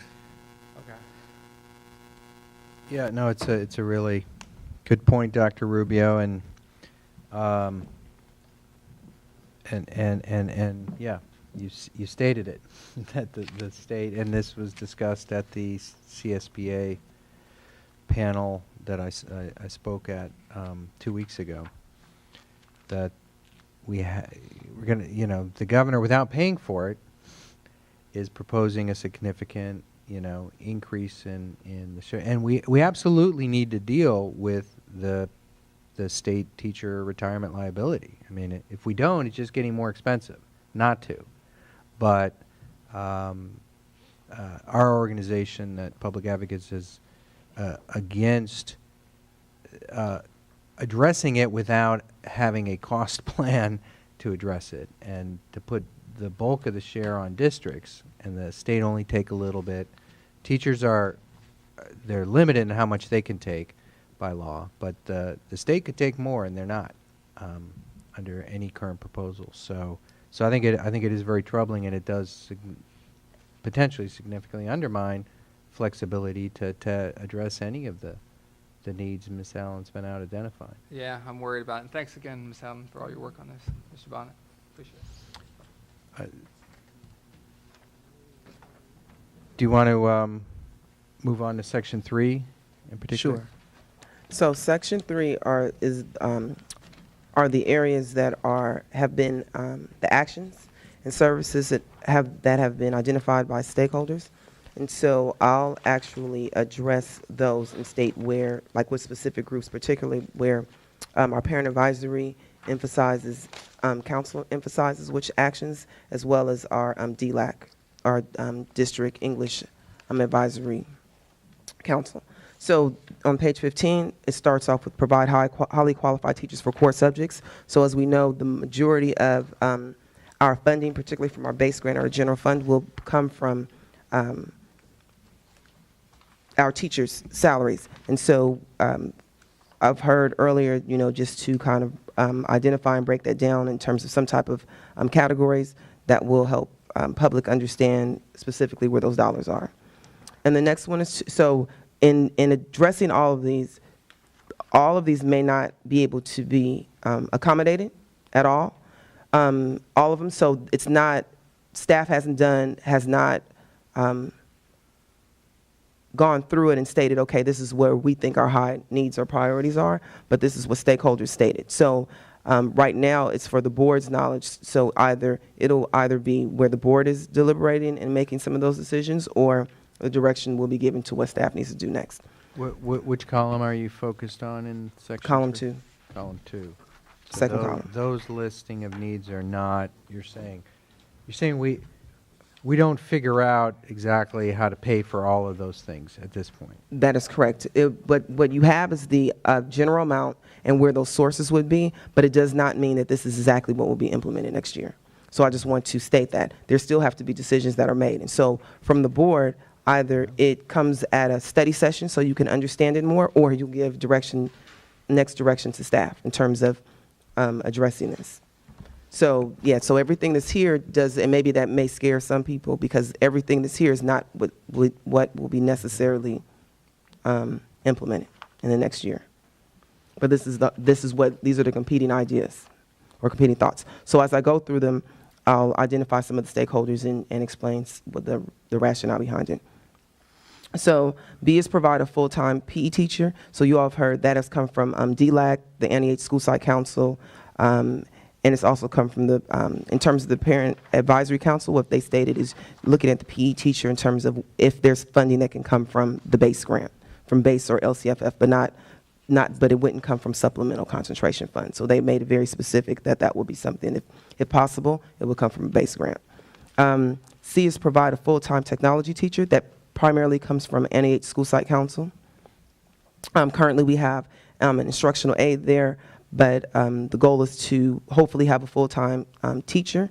And I think somewhere in the plan, I stated what that looks like in terms of what the specialty teachers are, because those two will be adding more specialty teachers to the NEH campus on top of the core teachers. D is a counselor to provide college guidance or administration support. So students have identified it. So as parents, the PTO have identified having another counselor at the high school. In some of the, I think NEH School Site Council, they've identified as a counselor maybe working with middle school students, 6th through 8th, as well as 12th, so adding another counselor. Administration has brought up a counselor in terms of being used more as for administrative support, whether it's discipline or just sort of like an assistant principal, because what the principals have found, there's so much they have to do, they cannot focus on being the instructional leaders that they're expected to do, because they spend most of their time putting out fires every day. Whether it be discipline or trying to address it or parent issues, et cetera. So if they have to continuously focus on that, then prior to that, particularly when there was a dean at the high school and when there were less students at NEH, you had principals who could be more focused on instructional leadership, and that hasn't been the case in the last 2 years. E is the curriculum adoptions. So a lot of that is being taken up by the Common Core Steering Committee and thinking about what adoptions would take place over the next 3 years. But what has been addressed with the Common Core Implementation Grant is we've chosen a writing program, K through 12, and that's where the first year focus will be. So we'll have a staff development when we have the 2 days before school starts. One of those days will be dedicated to the right tools, and that's the curriculum. And so that is the area that staff wants to focus on, so we can have common language in terms of writing across the curriculum. And when we have conversations, whether they be in grade levels or vertical articulation, there's some common language in that. So for the most part, Common Core Steering Committee kind of guides and leads that in terms of curriculum adoptions. The F is supplemental reading materials for acceleration, intervention, English learners with special needs. And so is G is the technology supplemental materials for acceleration, intervention, English learners, and students with special needs. And that came up primarily from staff, as well as the Parent Advisory Council and DLAC have also identified those as areas to be addressed with some of our base grant. H is to provide more AP, online, and elective courses. So with that, that's been identified from students at ESS, as well as staff from ESS and the PTO and administration.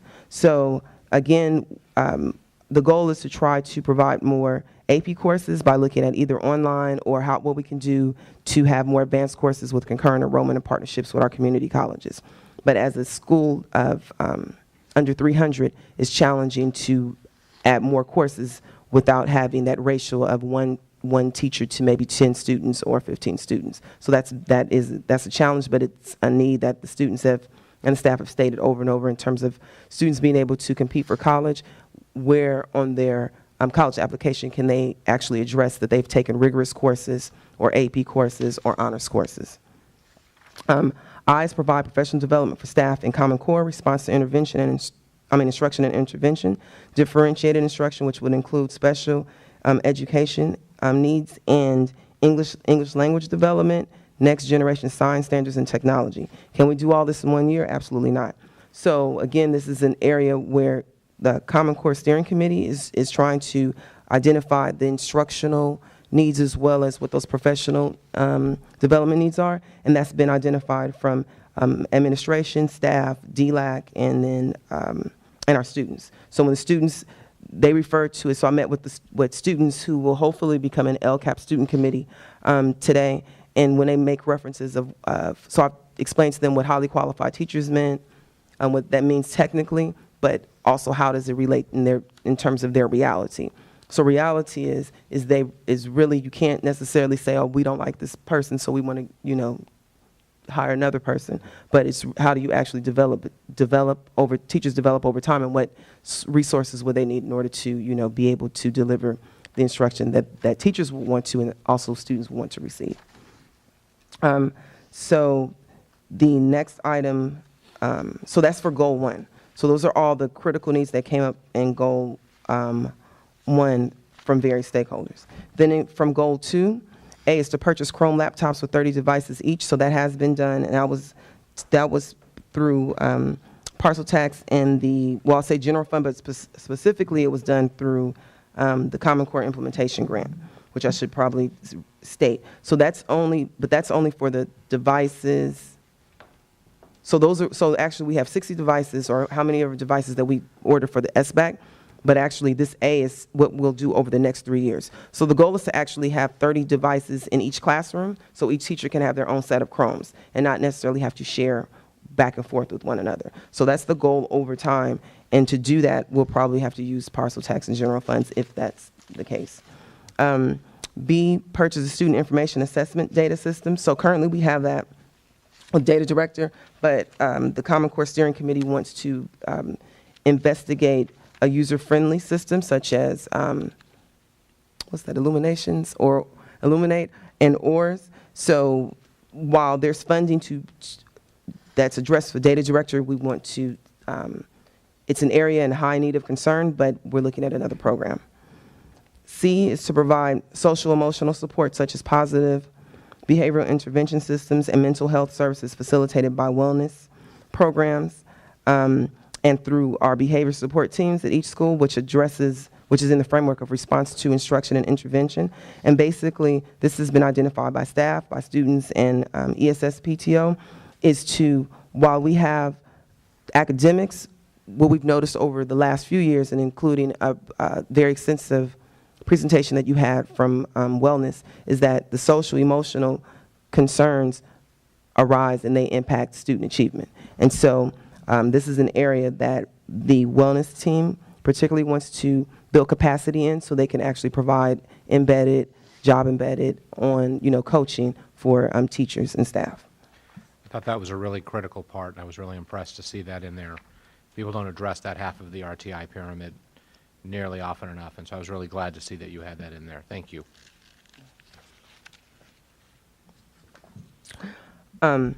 So D is part of the prior one, and it's really just to give capacity to the wellness staff to provide that type of coaching and staff development. E is to purchase college guidance, curriculum, technology, and materials, which would include sorts of those activities in terms of being college ready, like tours. And so that was identified by students and both staff, and identifying a curriculum would be very helpful in terms of thinking about that K through 12, and then what are those different divisions, K5, 6, 8, and 9, 12. And so that's one area that has been identified. So there's not necessarily in terms of how much it costs, because we still have to do some investigation, but the first year will be more to kind of identify what it is, and we've worked with College Track, which we've had a contract with them. They've been our consultants for the last 2 years, and in having them help us think about what a program looks like. The next phase is to actually implement that 9 through 12, and then the next year 6 through 12, and then after that K through 12 over the next 3 years. In Goal 3, we have provide parent workshops and our trainings, and that primarily comes from every stakeholder there is to where parents have access and they're able to actually be advocates for their children, or they can help their children with homework, or be able to help their children enroll or apply to college, actually. So just that developmental stages where parents have an opportunity to go to a resource center to help them address those needs. We have parents who, this is, their first time having a teenager, or first time, single fathers who have children, or grandparents who are taking care of their children, et cetera. And so that has been identified across the board. The next one is to provide an athletic director an adequate budget for uniforms and equipment.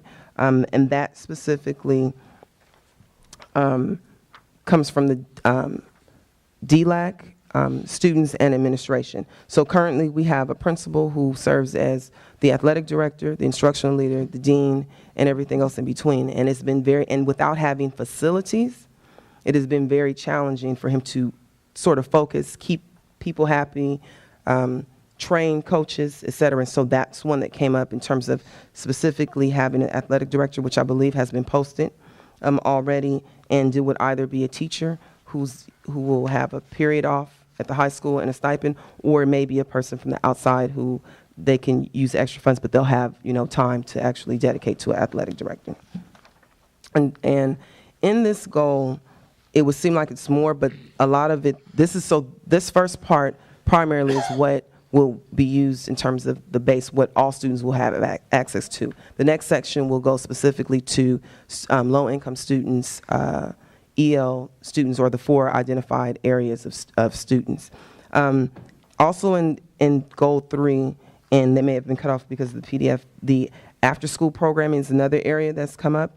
And with the parent advisory, they have addressed music as an area at Anna Yates, and perhaps providing that more as an after-school program until we're able to provide it as a program that occurs through the day. So prior to that, we've had it as an after-school program for 4th through 6th graders, and then it became a program where the 3rd graders, I think 3rd through 6th, had recorders or something like that, and that would happen in the day, and then it was an after-school program. And then prior to that, we've had it the program in the school up until the instructor passed away. And that wasn't replaced. And so parents are concerned about the music program, and that was one idea that came from the Parent Advisory Committee. The other area in 3 are having the SAT and the ACT and CASE after school prep courses, particularly for the 9 through 12, although it's been addressed from the DLAC for 6th through 8th, and looking at that and preparing students for those tests. And also tutoring after school for English learners, and as well as students who are falling below grade level, and maybe looking at our ACES grant to help support that with the base grant. Are you still in 3A? Was that 3A, so I'm finished. Yes, I'm still 3A. So any questions about 3A before I go to 3B? Yeah, my main question on 3A was looking at the sort of one-page budget document that I assume Mr. Bonet provided, is that it says that our year-over-year increase for 14-15 compared to what we've spent in 13-14 for the base grant was $85,000. And as you stated, Ms. Allen, these list of potential, most of these are general fund and base grant in 3A. So it adds up to much more than $85,000, our kind of wish list here. So it's just calling attention, am I reading that right, that we've got more need here than we have funding for? That would be correct. The year-over-year base increase is about 85,000. The total increase is more than that, but the year-over-year increase for the supplemental concentration grant is, I think, the 241,000. Right. But this Section 3A, these are, sort of general education core program pieces, not sort of the 3B supplemental concentration type things. So, so the list of wants by the communities that we polled are reflective in that Section 3. Okay. So it seems like, to get back to your prior point, we've got to, I guess on June 12th, sit down and give you direction on, how to, what to prioritize on the list here. Okay, well, it's good to know where we need to go. Okay, any other questions on Section 3A? Let me see. Okay. So 3B, before I go to 3B, also wanted to just note that in our Parent Advisory Council, that there was also a request to evaluate because that came up, questions or comments came up a lot about students with special needs.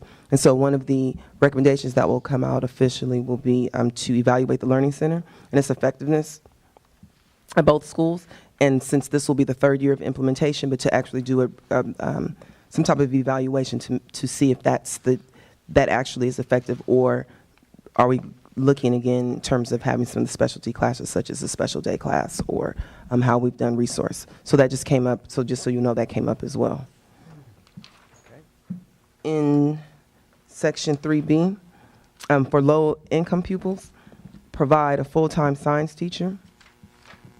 And that came up from ESS PTO, the ESS staff, administration, the Parent Advisory Council, and the Parent Advisory Council, their goal, they looked more at the supplemental concentration funds. And so all of the, I think John Rubio stated that he saw a lot of personnel. So they actually addressed the personnel, but at mid-range. So while there was while the range is still here, their calculation was finding a medium, but that's what they really wanted to focus on, was the additional staff that's needed to implement some of these goals.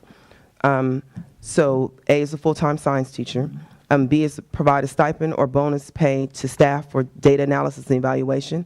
And while that came from that came up for administration and for staff, what the Parent Advisory Council stated was to think about if you don't hire a full person, but think about like a $10,000 stipend for someone to do that. That has been a challenge for us for years, and so typically we've had an IT person do that, but really it's usually been a combination of two people. So prior it was John Sugiyama and Joe France who did that work, and then after that it was Marty Procasio and John Perry. And so once those people leave, then there's not necessarily a person who can pick that up. And so that has been an area that, do we have staff who could do that? Yes, but in terms of their overall job, it adds another huge layer onto it. And so what the advisory council stated was, if we could get a stipend that's a significant amount, then hopefully that will help a person who's very savvy about this be able to address some of the needs that we need in terms of data analysis and evaluation. So C is to provide education, an education specialist access to general education for intervention services through response to instruction and intervention, 25% with 4 teachers. Currently at NEH we have what you call a learning center, and we have 4 education specialists. And so in order for them to provide intervention for our general education students, we need to make sure that there's general funds that will address their that will pay for them to actually provide that intervention. And so it's the 4 at NEH. The current ones at ESS, because some of their salaries being supported by Title I, they're allowed to also go in and help students. But at NEH, this is specifically for those 4 teachers, and that's come from administration, our Parent Advisory Council, and NEH staff. For D, we have supplemental reading materials for acceleration, intervention, English learners, and students with special needs. So that comes from our DLAC and Parent Advisory. And for the most part, Parent Advisory is more of thinking about how we can use these supplemental as well as address it with any other general funds that can support it, because their focus, again, is really thinking about how can you support personnel. E is to provide hourly pay to staff for after-school tutoring and test prep for intervention, grades 6 through 8. So I stated that before, but to address the particular needs for our English learners or our low-income students is to be able to pay staff for quality tutoring. You could pay tutors at times, and so we've done that back and forth where it's been staff or tutors, and that can happen either way, but staff really want to be able to provide those services for their students. And that comes from NEH staff and also the DLAC committee. F is to provide a part-time family resource coordinator. So we currently have one in our district, but to continue those services, we don't want a family resource center that's empty next year. We want to support one that can help families. And that was thoroughly explained in terms of what that person does at one of the wellness presentations. So that comes from the ESS PTO, Parent Advisory, and administration. The next group of learners are our English learners, and A is to provide a part-time ESL teacher at Emery Secondary School Currently, we do not have a teacher or anyone who can give specific supports to our level 1s or 2 students, and that has been the last 2 years. We've had a teacher who tries, but again, he's full-time educational specialist. There's not necessarily the room during the day, and so he has to provide after school, or he tries to push in, but it's not as effective as if we have a teacher who's really dedicated to those students. B is provided 1 full-time teacher and 2 instructional aides for English language development. So this is what we have currently. It already exists, and so this is just shifting, and Mark can explain that further, but this is really shifting some of the EIA money that has gone to supplemental, is that correct? To address the staff that we currently have.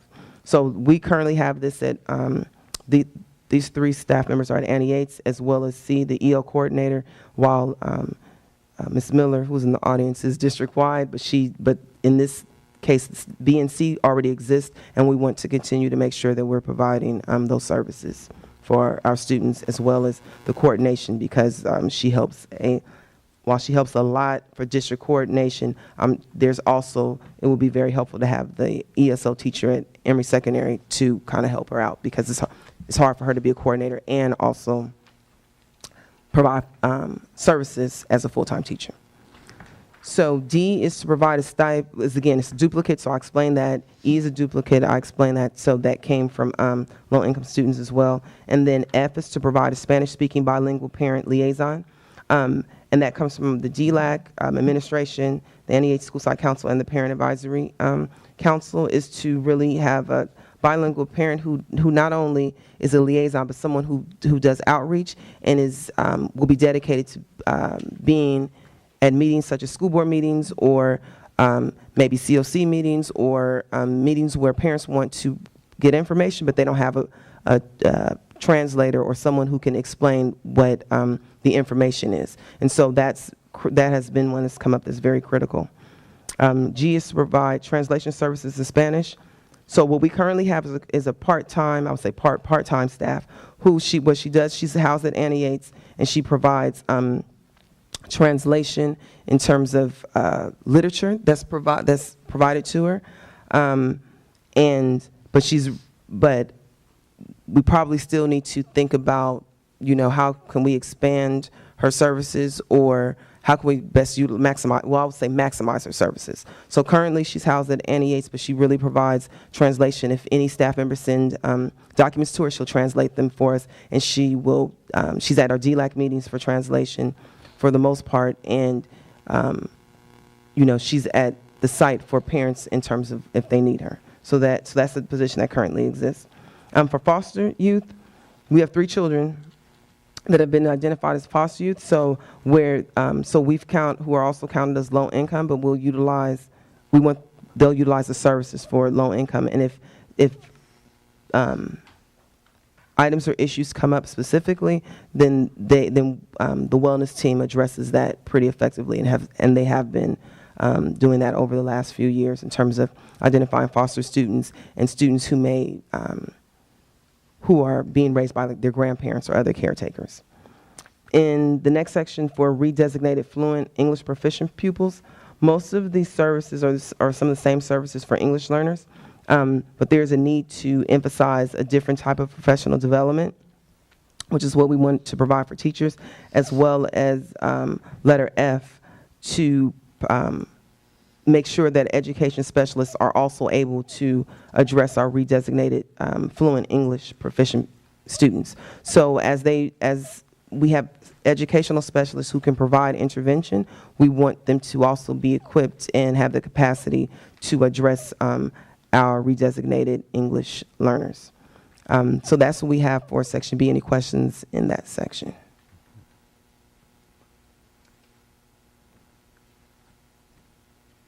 So on the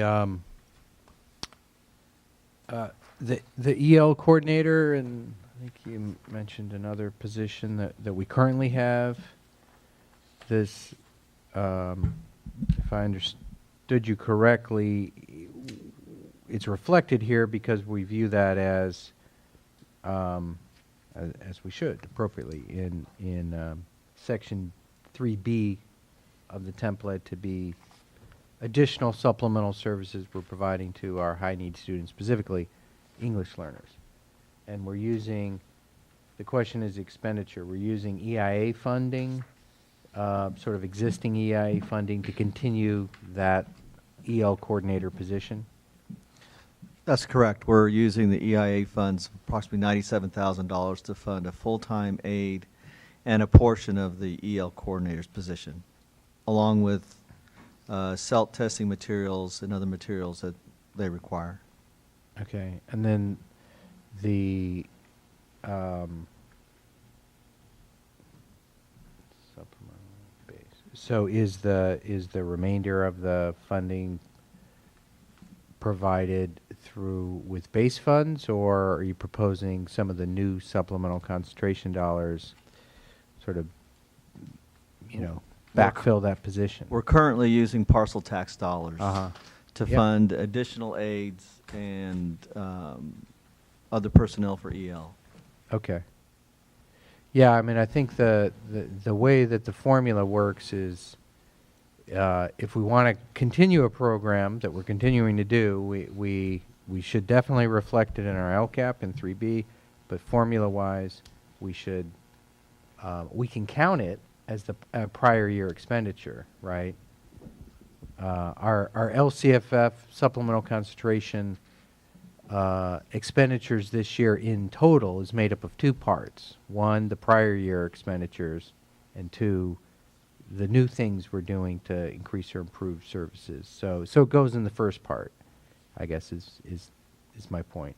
That's correct. So we can't supplant the parcel tax money that we're currently spending on our EL program. Better stated. Yeah, I think that's right. They don't use the supplement, not supplant language in LCF, but I think that's effectively the conclusion to be drawn. So the $241,000 that we're getting of new funds next year needs to go to new services, new programs, not anything that we're currently funding either with our $97,000 of our current supplemental concentration monies, which were our old EL monies, nor can we replace any of the 241 with for parcel tax money. Right.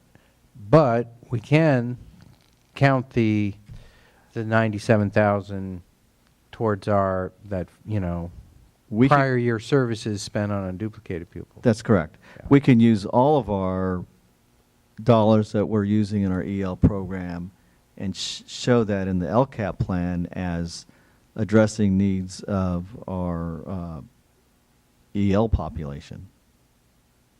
Right. Right. And this is sort of a different question, but on the base funding in the other document that you gave us, it shows no increase in base funding over the next 3 years. All of the increase in supplemental concentration. Is that realistic? I mean, given that there's going to be inflation, there's going to be teachers' step and salary increases, there's going to be No, I didn't go out that far. Okay. So you just cut and paste year one to year two. I just did year one and then did the year-over-year increase on the supplemental grant increases over the next 3 years. Okay. So does that mean, in fact, year 2 and 3 of the supplemental concentration increases will not be that high because there's going to be, or does it just mean there are additional base increases that just are coming but aren't reflected on that page? They're coming, but they're not reflected on the page because we still need to address issues like the STRS increase over the next 3 years. Right. We have other normal course of business increases. Our PG&E goes up 5%. Right. Step and column costs increase. So, but you're not saying that you I think haven't supplemental identifi- concentration will be less in order to address those? I haven't identified those yet. Okay. Those are a little more difficult to identify Yeah. in the out years, Right. but we still can make projections based on our current year information Yeah. and our budget year. And I guess you do have a sense of what the supplemental and concentration increases should be for year 2 and 3. I think they're listed on that sheet. Yeah, they yes. are. So, and those should stay relatively fixed, assuming the state pays us what they're projecting they're going to pay us. That's correct. Yeah. Okay. Let's see, other section 3. Go ahead. Yeah, so I love your level of detail. It's not where I'm going with this. I wanted, can you explain to me the stipend or bonus pay? What is the data analysis and evaluation that you want done? So basically, in most school districts, you have someone who actually, that's their job, is that when you you have benchmarks, like a lot of school districts will have benchmarks throughout the year, maybe 4 times or 3 times a year, or you may have a department at a high school that may have assessments, or like the elementary school, you usually have someone that is either, that's at the district, who takes all their data, they analyze it, and they give teachers information in terms of benchmarks so that it informs their instruction. We don't have that in this district. And so in order for us, if you've seen the work at Annie Yates, a lot of it is pencil and paper in binders. At the high school level, it's based on if the teacher knows how to do it or not. But we don't. But when I would visit other districts, they have a whole assessment and data division. We don't have that. And so, but it's needed because it's very hard for us to shift our instruction when we're not sure where students are at any given moment, except for relying on our own classroom or local assessments. So therefore, to have those conversations in grade levels, or to have the conversations as departments or as a school level, sometimes it's very challenging to have that conversation over grades, because we don't have that. So I don't know if you've if you have that like in your district, but in other districts that I visit, they have a whole department. We don't have that. Actually, there's, in my mind, 2 parts to this. I think it's helpful to have that person or a data management system that provides timely feedback to teachers so that they can make adjustments in what they do instructionally.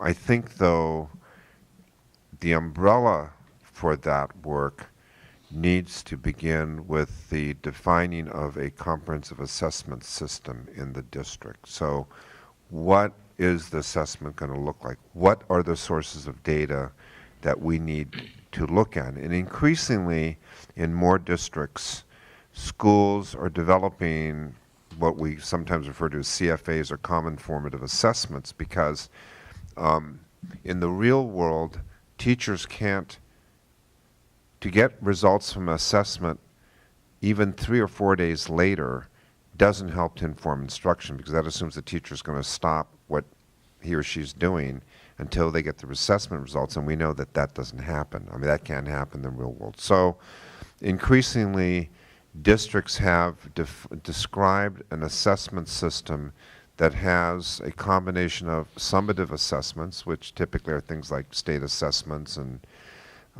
things like that, but also then where schools develop common formative assessments that teachers can use and look at pre-testing and post-testing to see where the students are getting it or where they're not. And I think one of the pieces that we ought to look at as a district and incorporate as a cost issue here, besides the assessment person and an assessment system, is what is the district's comprehensive assessment system look like?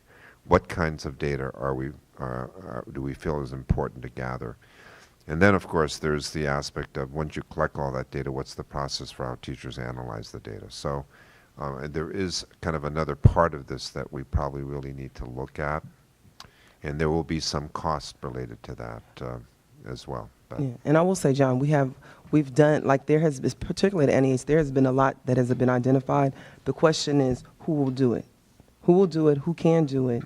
Who can gather the data? Who can pull down? In addition, so this is just the academic assessments, but we've also had another layer of just pulling down information that we need for like grants.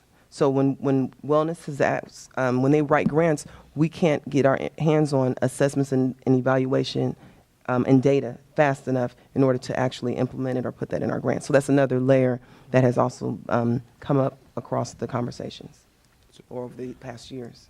So we don't have a curriculum assessment system in place that's ongoing, that provides real-time feedback to teachers.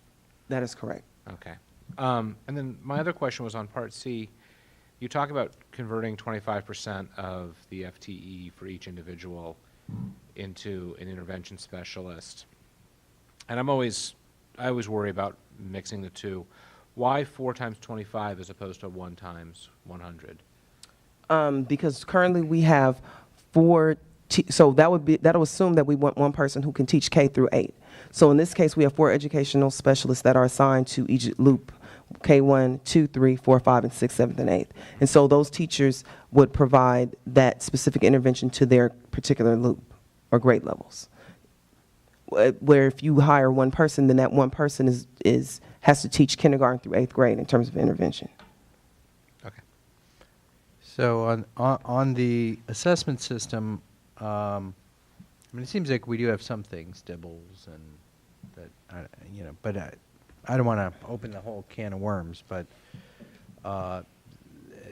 you know, now that we don't have the STAR exam, we have to incorporate the SBAC, and that becomes part of our kind of summative assessment. And but I think we should have a more ongoing, real-time feedback formative. That's great. That sounds like primarily a 3A kind of core service as opposed to a supplemental concentration service. So that's sort of my first kind of predilection.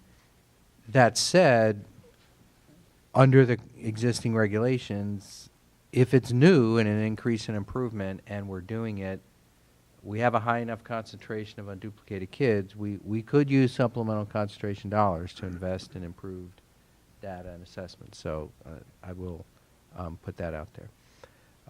That was commentary.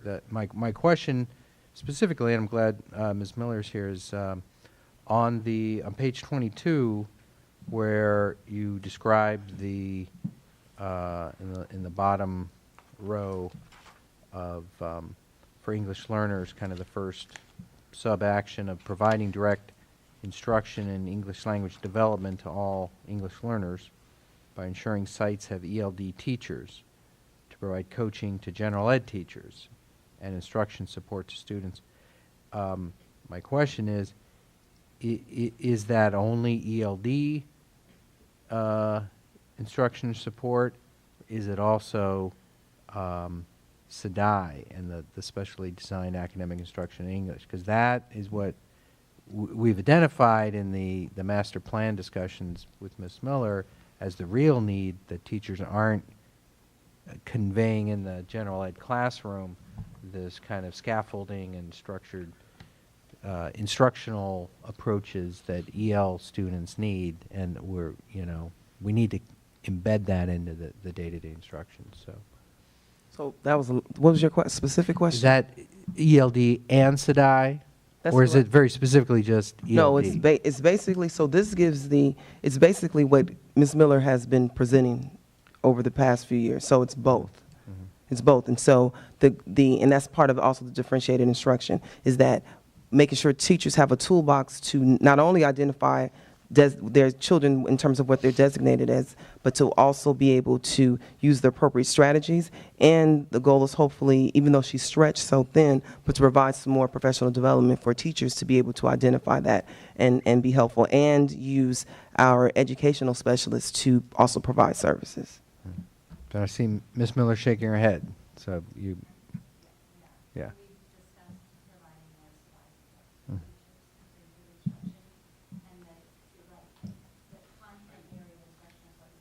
You need to come to the microphone, Ms. Yeah. Miller. Why don't you say it on the mic so folks at home can hear?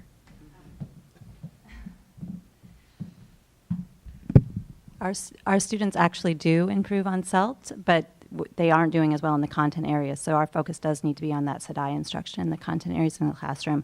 And so we've been talking about the professional development plan for next year to include more SEDI support for teachers. Great. So that it's great to know that we're planning right. So I guess it's just an editorial comment then. Let's say it right and make sure it says ELD and SEDI in the LCAP, so that's communicated.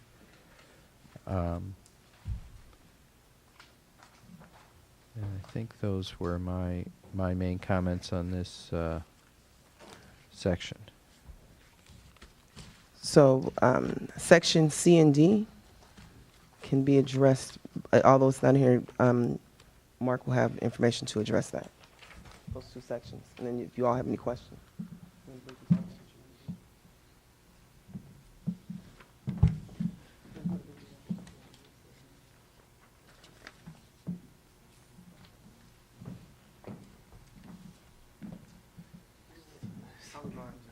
This part here.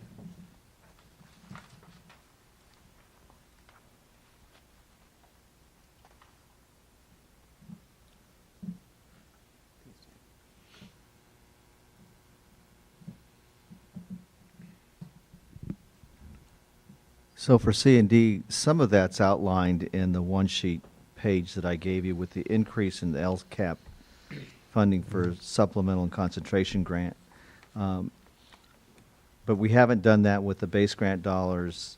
The only information that I gave was related to the instructional dollars that we have budgeted going into 14-15 and the pupil services section that is going into 14-15. And we did get direction from the board about working and identifying those other costs regarded to those specific goals. Specifically in the Common Core area, the instructional materials, and personnel. Yeah, well, the 3C, you do have the number. It's the 339,576. That's what that's looking for. That's correct. Yeah. So, but then it wants a description. Obviously, it depends on what we end up selecting, since. And that's part of the problem with section 3. We haven't identified everything that we're going to use the new dollars for, so it's kind of hard to identify. So once we do, then you. It'll be. It doesn't have to be a word for word replication of what we just said, but it'll be like a summary of. Right. Right. And similarly with D, you've identified the percentage, and we will, it appears that we'll be using a quantitative approach to meet that by showing that, our increase or improvement meets this 7.14%. Seems very doable given the likely stuff we'll be putting in 3B. Right. That will meet, 7.14% over and above what's in 3A, in essence.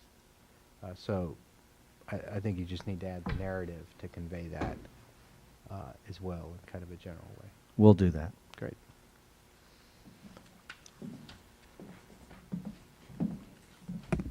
Well, that's it. So if there's no further questions, thank you and good night.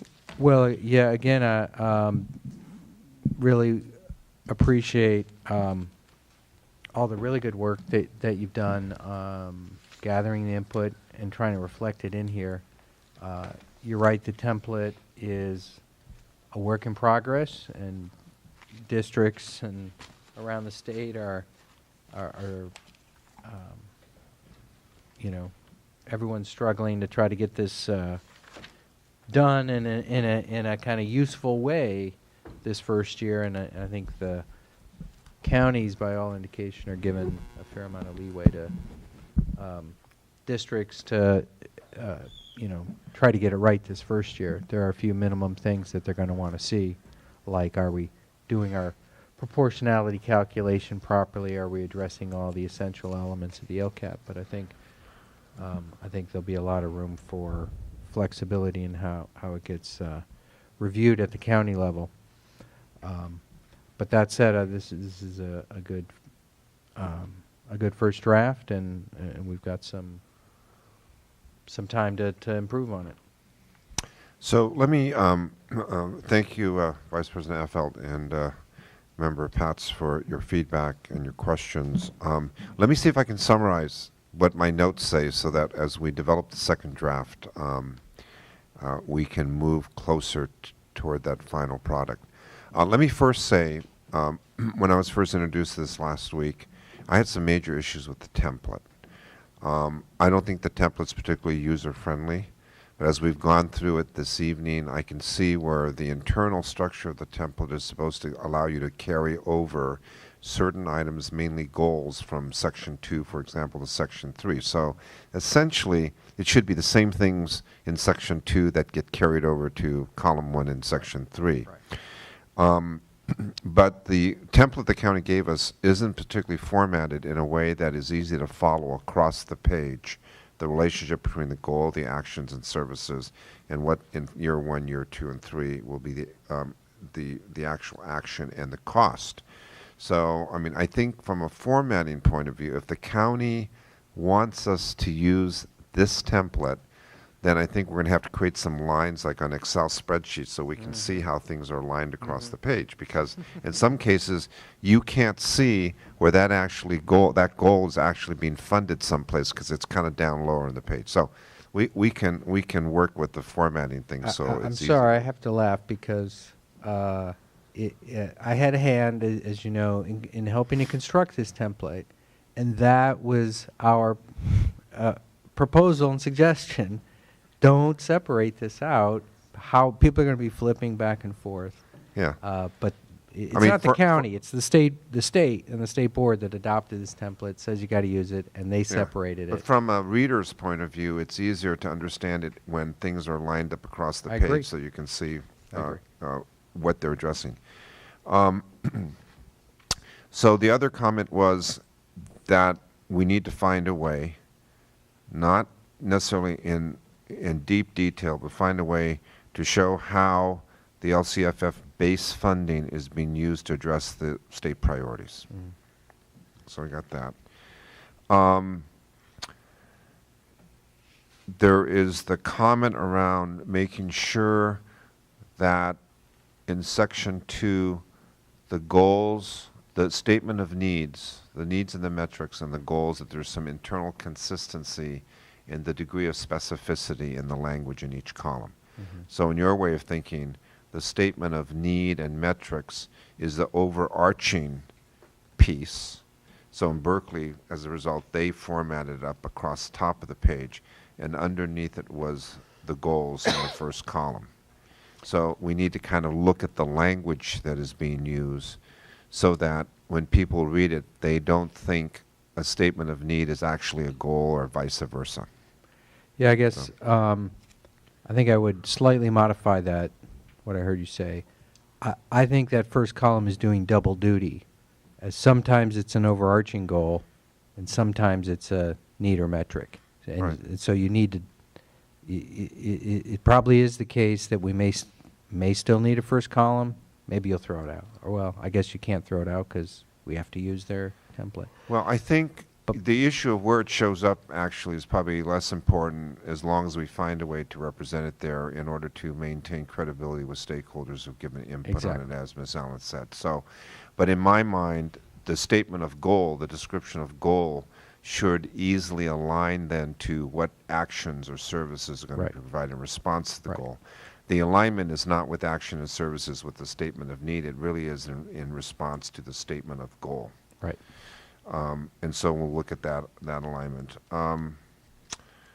Then a comment around technology to make sure that, as I understood your comment, it was really to make sure that all students, including students with special needs, that technology is thought about in the context of making sure we're maximizing the use.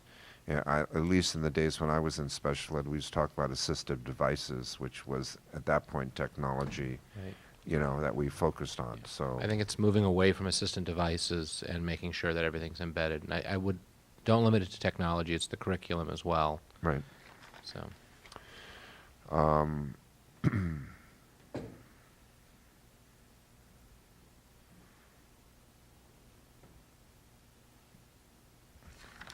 I think those are probably the main things that I made notes of. I also did want to say that before we had to go to press with this for the purpose of tonight's board meeting, one of the things we began to work on was looking at the metrics column. 3 columns that describe the metrics. We will probably refine in more specific language what those actual metrics are. We were kind of having discussions around, we talk about graduation rates. Well, we know how the state calculates, or Lisa knew how the state calculated graduation rates.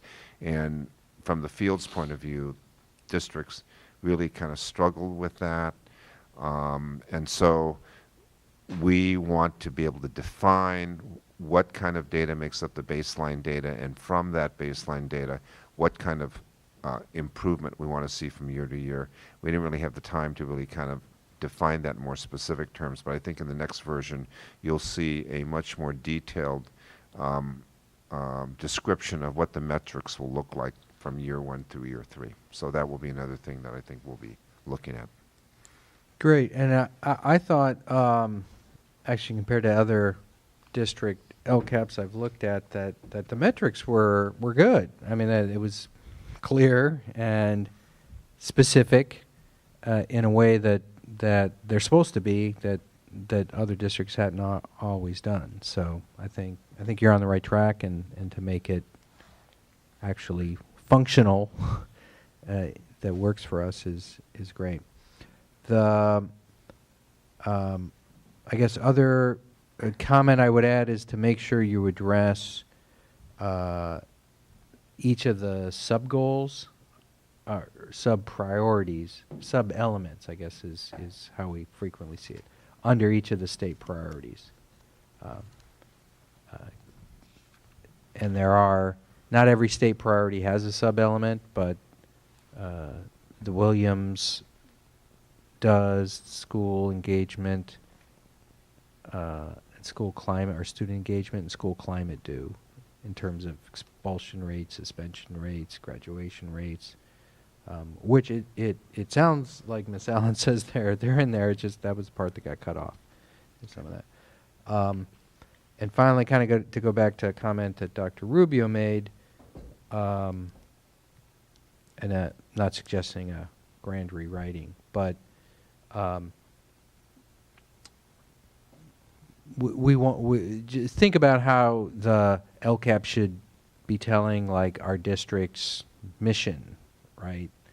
And we have a college and career prep mission with a technology plus, and that's what we want to convey, that we're working towards within the framework of these 8 state priorities. So I don't know if there's a way to give that framework to it, such that that gets conveyed.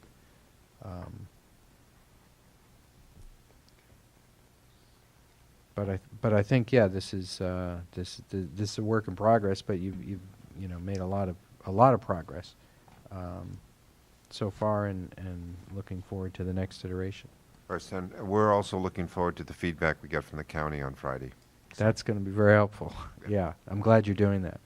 Dr. Rubio, did you have any final closing comments or thoughts? No. Okay. All right, Dr. Rubio's good. All right, I think we're under. Thank you, Ms. Allen, Mr. Bonet. We're on to the calendar review. Do you want to handle the calendar review? Yes, I think we pretty much covered that. I think we will ensure that the board is available for a special meeting on June 12th. And at this point, we will try real hard to only have 2 items on that. One is a review of the preliminary budget, and secondly, the second reading of the LCAP plan, so that we'll have sufficient time that evening to address both of those items. Other than that, I think the calendar you received in the Friday scratch pad is basically the calendar. I need to make sure that I send Dr. Pat's copy of the Friday memo. I'll actually go back and send you the last 2 or 3, so you'll have some background on that. Other than that, I think at present, the superintendent's committees The plans right now is to have them as scheduled, as you see on the bottom of the agenda. And